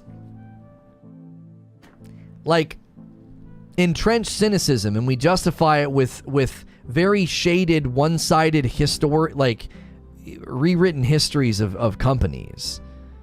We do it in the positive and the negative. People look back on certain games and talk about them as if they were literal gods, which is rose-colored glasses. And then we're gonna sit here and look back on Fallout 4 and Skyrim with like these tainted, cracked glasses of they were broken, buggy messes, and the community had to fix them. I played Fallout 4 to completion. I played Fallout 4 DLCs. Never once felt like the game was so bad, so buggy, so broken that I couldn't play it and needed to wait for the community to fix it. I never downloaded anything from the community in that game. Had a perfectly fine time with it. Same with Skyrim. There are some bugs that Bethesda never fixed in Fallout 4 and Skyrim, but they were minor bugs that barely matter and usually were compilations of tons of tiny bug fixes.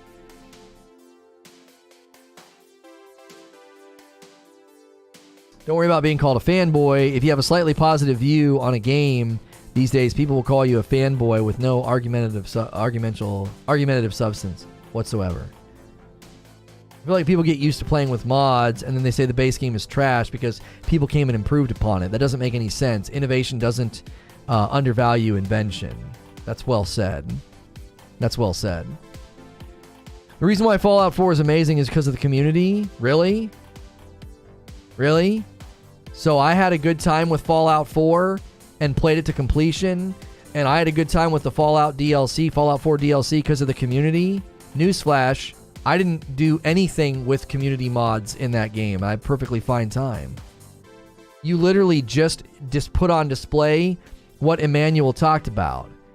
You've seen all these mods, and then you've concluded that all this great innovation from the community means that this game is a piece of crap. You didn't read the rest? I don't need to read the rest. I had a perfectly fine and enjoyable time with Fallout 4, and not once did I touch anything from the community. You don't need the community to look at that game and see it as it's a good game. It's a good game. It was well received. It was a well received game. Its Metacritic scores from the community are rough, 6s and 5s because of the bugs. Review outlets gave it 80s. So sure, the bugs hurt its user score from the community, but I had a perfectly fine time with it. I didn't need to download a single mod from the community. I didn't need to look at a single thing the community did. I thought it was a perfectly fine game. Oh, it was a perfectly fine game. Same with Skyrim. Never modded a Bethesda game. I just got what I wanted out of with Fallout and Oblivion, and they haven't improved on those games much since then. As the community, why they love the mods so much. Right, and I'm not debating that. See, we're passing in the night, John Bon Zombie. You have a great name, by the way. We're passing in the night. I'm not saying that it doesn't make sense why people enjoy the mods. I'm saying I don't think that Fallout 4, the statement was, Fallout 4 was so bad that the community had to fix it. That's what I was engaging with. I'm like, no, it was a perfectly fine game. It was buggy, yes.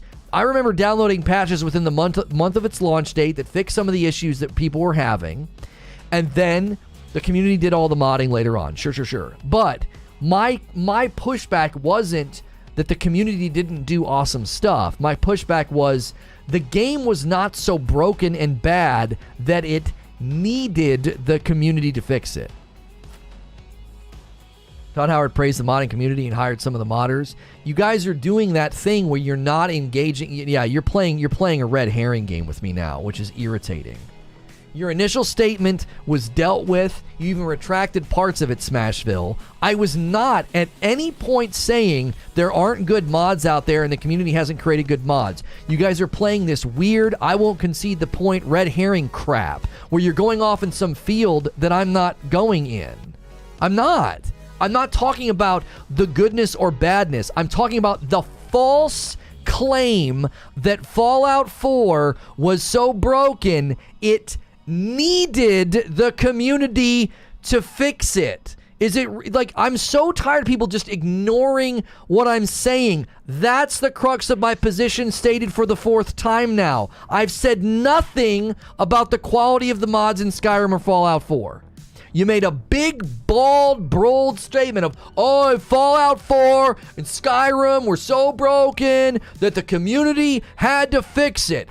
That is not true. And going off in some other left field and being like, Todd Howard said the modding community's great and there's great mods out there. Okay, I didn't say anything about that. I said not a single word about the quality of the modding community or the mods. I was engaging with somebody saying that these games were so broken that they had to be fixed by the community. That's just not true. Yeah, they were definitely broken at launch, though. Fallout 4 was not broken at launch. I played that game to completion and never once had anything broken in it. There were bugs, sure, but there was nothing in it that was like, this game is so broken, it needs to be patched, it needs to be fixed by the community. The community didn't need to fix it, they wanted to. Yeah, but that's what I'm saying. Like, don't go off on some red herring. Don't go off on some red herring. Like, that's not what I'm talking about. For what it's worth, I put 1,000 hours into Fallout 4 and counting and haven't tried mods yet. I love the game, scabs and all. Right, you can play Fallout 4 right now and not touch a single community mod, and it's a perfectly fine game that is well worth playing. It's a good RPG. That's why I said, it's like, I don't even know what conversation we're having anymore. It's like we just go into these giant platitudes where we're going to rewrite history and act like Bethesda has this sordid history of broken games the community had to fix. Really? Skyrim and Fallout 4 were that bad? We're letting Fallout 76 be this giant brush we're just painting their entire history with. We're going to ignore their history of RPG creation and act like they just launched broken games that the community has to come along and fix later on. I think 76 is the only instance in the argument. Didn't the community fix 76? I actually can't talk about that. I'm not informed on that one. I know the game is in a much better state. I don't know what the symbiotic relationship has been between community modding, community advancement, community improvement, and Bethesda. I just know people are very happy with how far the game has come. I don't know how much of that was community, how much of that was Bethesda. I'm less experienced with that game, so I'm not going to speak on it. You say this while the existence of the unofficial Skyrim and Fallout patches. Yes, and that's not a refutation of what I said. no one looks back at Skyrim and its review scores and the way it was talked about when it launched. Nobody goes back and does that and says, yep, it's all because of the unofficial Skyrim patches in the modding community. No. As a game, Skyrim was a triumph when it launched. It didn't become that later because of the community. You guys are playing this rewritten history crap, and it's so tiring. It's like this forced rewritten history of negativity. It's like Skyrim is a generation-defining game, but it's being remembered as it was crap and the community had to fix it. What? No. No. At the time it came out, it was earth-shattering. There was nothing like that back then at that scale. What do you mean? It was so... When did it even launch? You have to look at these things in context.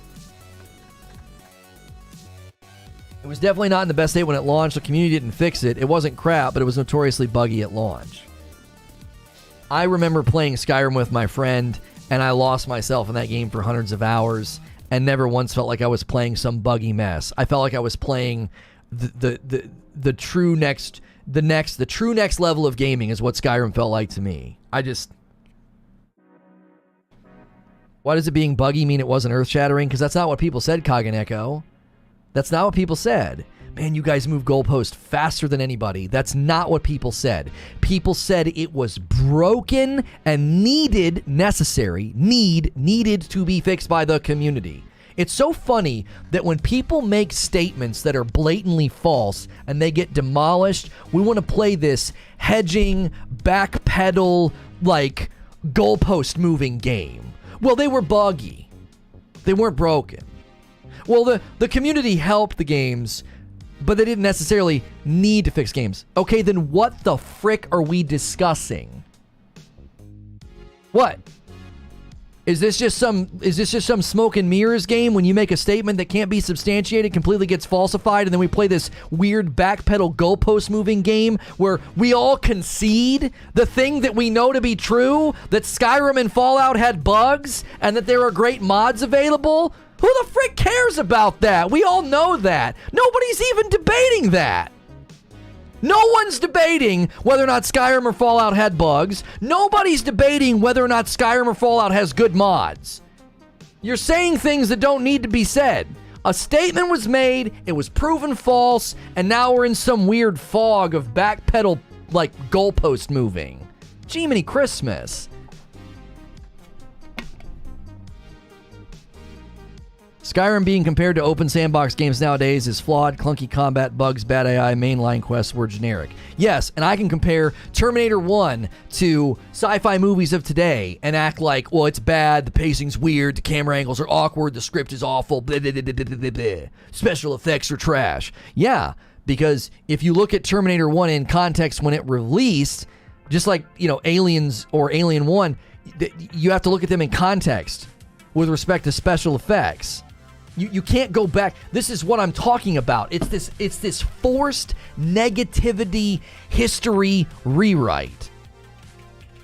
We're going to look at Skyrim, an 11-year-old game, and we're like, well, when you compare Skyrim to Elden Ring, it's trash.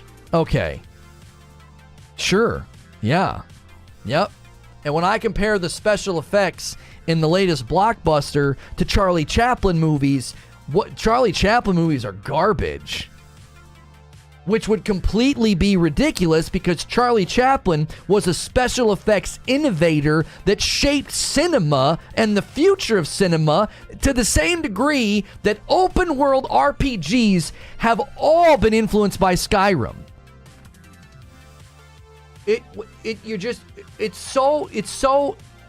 It's forced negativity. It's so forced. It hurts my freaking brain.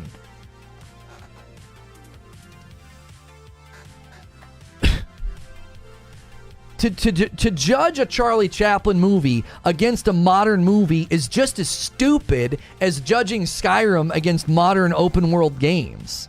It's just dumb. Just because the game was groundbreaking at the time doesn't mean the studio is great at making games now. I never stated that. So thank you for falsifying a statement that nobody stated. Nobody said that. People live in the past with Bethesda instead of the present. Nobody's doing that. Nobody yet today has said that. I have simply stated, if you're going to paint them with this brush of launching games with bugs and glitches and problems, you also have to acknowledge how good they have been historically at building RPGs. So you can't just, that's what I'm saying is you want to rewrite history and paint them with this negative brush. And I'm like, what's the benefit of that? Ignoring everything they got right and acting like this is all that matters? Like, that's what I'm saying. It's just, you're literally not having a conversation. You're a batting cage of negativity. Some of you people in the gaming community, that's all you are. You don't have conversations. You go on the internet and you're a batting cage of negativity. It doesn't matter what the game is. It doesn't matter what the topic is. You just shoot out negative, unsubstantiated platitudes about everything to the point that you ignore the greatness and the influence of Skyrim so that you can establish how bad Skyrim was because you want to keep on this platitude hill of Bethesda makes crappy, buggy games that need to be fixed by the community. You're not having a conversation. You aren't. This isn't dialogue. This isn't back and forth. It's a negative batting cage. And it's just exhausting. It doesn't matter what system we talk about. It could be Sony, it could be Xbox, it could be Ghost of Tsushima Director's Cut, it could be Starfield demo, it could be Redfall gameplay. It's just, we must just hurl negativity. And that's why I get so tired of it. I'm like, what are we even doing? Are we even having a conversation? It doesn't feel like a conversation. It feels like I'm dealing with negative platitudes.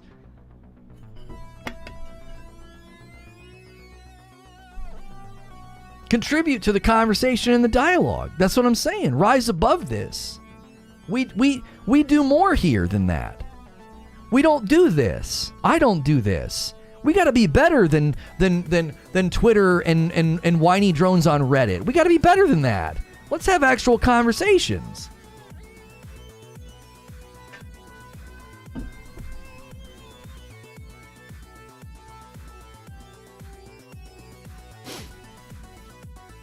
So, like, I'm not even a Bethesda guy. Like, I'm not. I've been, like, it's so funny. It feels otherworldly because in 1 week I have people saying the most ludicrous things about Xbox, and they make me look like a Sony fanboy because I have to shoot down the most absurd statements that are made about Microsoft and Xbox and how great they're doing. Right? I have to shoot that crap down. And then in the next week, now I'm sitting here having to defend Bethesda Starfield, which is a first-party Xbox title. I have to defend it against similar things on the other side of the coin. Just absurd negativity and brushstroke platitudes. So now I sound like I'm some Bethesda apologist. And it's like, I don't even really play their games. Like, what freaking planet am I on? Like, what planet am I on? Like, I didn't even have a PlayStation until the PlayStation 4 Pro, and yet I'm a Sony fanboy. Because it's like from 1 week to the next. From 1 week to the next, chat. I'm getting dizzy. You don't have time to play their games. I don't. I actually really enjoyed my time in Fallout 4 and in Skyrim. So when I hear people saying these things, I'm like, what are you talking about? And I played that game 10 years ago, and it was amazing.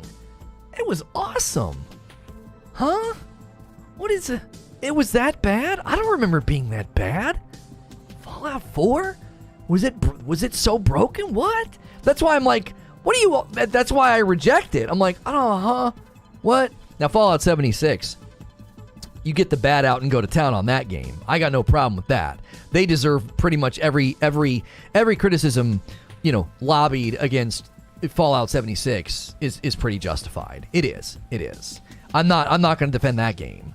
I'm gonna say, hey, good job. I'm gonna cheer them on for fixing it because I like seeing that. I like seeing a company stand by their product and fix it. I think that should be, to their credit, we should be giving them a couple of Boy Scout badges for that and saying, hey, good job.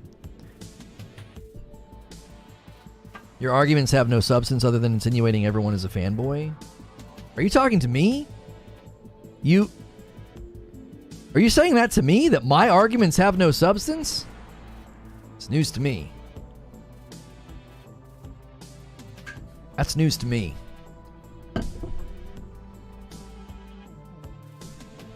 No Reforge, no. Okay. I was like, are you talking to me? I was like, huh? Oh, to Jeff. Oh, yeah. No. That makes sense that you said that to Jeff. That makes perfectly good sense that you said that to Jeff.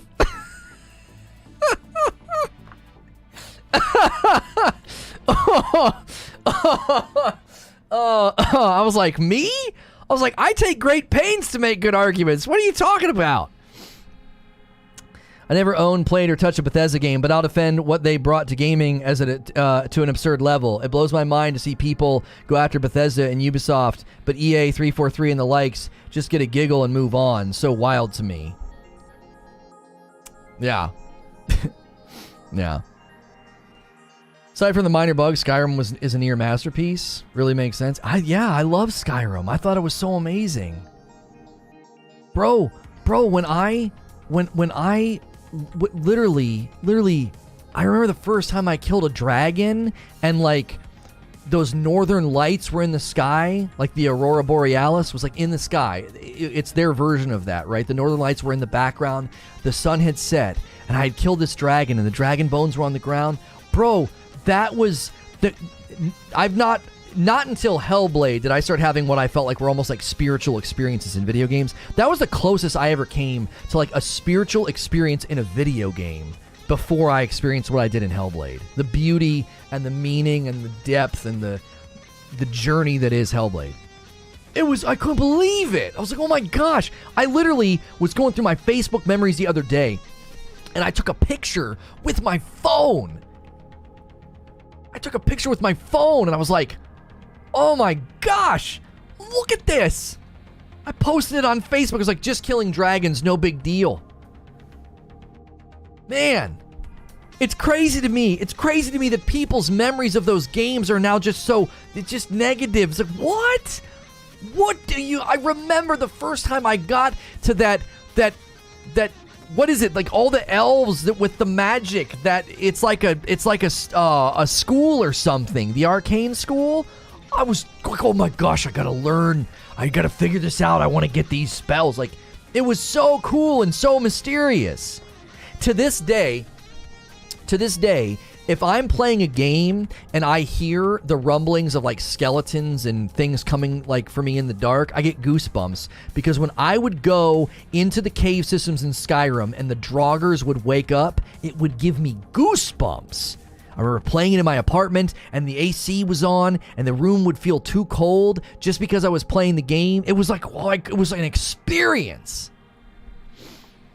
Predator with a $20 tip through Super Chat. I lost 2 days when I first played Skyrim. So I'm saying it shaped an entire generation of games. And we talk about it with such disrespect. If you saw what I said earlier, Skyrim was buggy at launch. It wasn't unplayable. It had hard crashes, but it did pretty much all Bethesda games before it. It's still one of the best games I've ever played. Same for Witcher 3. Right, yeah, Witcher 3 had bugs and glitches, and then it got fixed, and now it's hailed as a triumph. Right. Was Skyrim your first Bethesda RPG? It was. I tried to play New Vegas and couldn't figure it out. Everybody said, oh, if you like Borderlands, play New Vegas. I got stuck in some base and couldn't get out. It was so confusing. I just went back to Borderlands. But yeah, it was my first Bethesda RPG. I may have played Morrowind for a little bit with somebody and something else. Neverwinter Nights. It's hard to remember how many of those back then I played. So yeah, so your reverence makes sense. Yeah, it was my first. It wasn't my first, it was the first I played to completion. And I thought it was an absolute masterpiece. When you get down underneath that one place, and there's all like the dwarven stuff, the dwarven elevators and the dwarven weaponry, I can't get over how that game's insane to me. The level of detail and all the armor and the weaponry, it's crazy. It's so beyond its time to some degrees. And I've literally only played through Skyrim once. I played through it once. I tried to go back and I couldn't enjoy it with the same feeling. I just couldn't.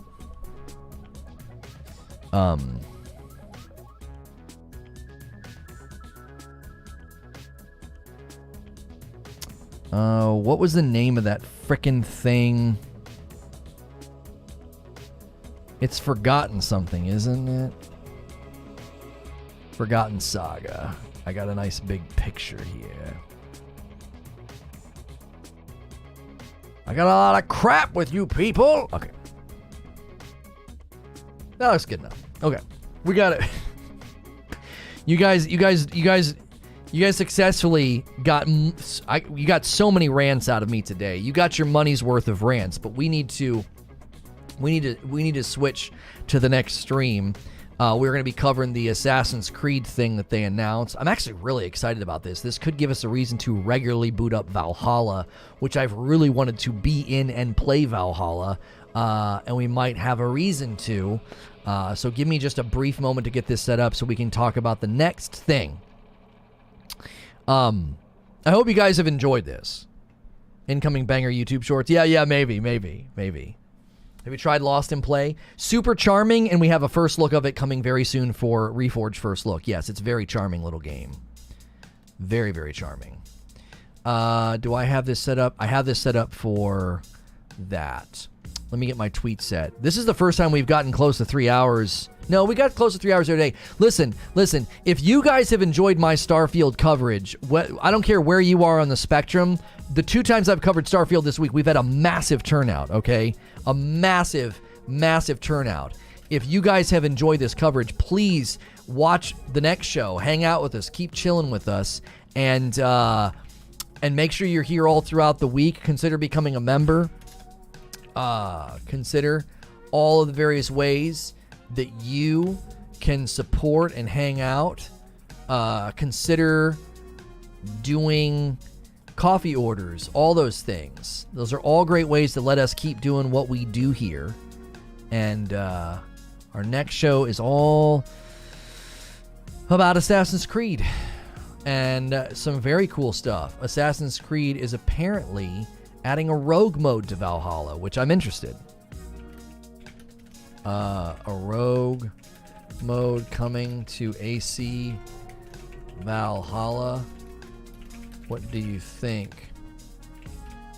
Come discuss. Send that tweet. Oh, Lost in Play went live at noon. Okay, it's live already on the channel. We'll redirect to that end of day probably. We end every day.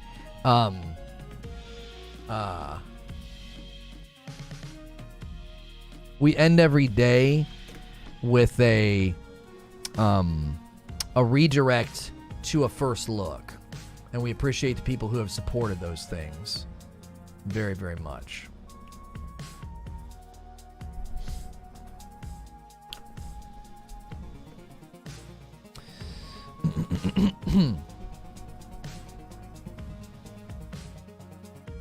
Assassin's Creed Valhalla news has arrived with something unusual I never expected to see, as well as potentially a roadmap for this year, all leading to September, where they're aiming to do a pretty big reveal. I have all the information for you right here at the beginning of the broadcast, so make sure and hit subscribe and the bell button if you weren't here for the discussion. I try and put these things right at the beginning so you don't have to go searching through a really long video. The reason the video is long is I'm a live streamer. You just might have missed the live show. So I am going to bring everybody over from this morning's show. I talked about Starfield and the mounting criticism from everybody based on details that continue to come out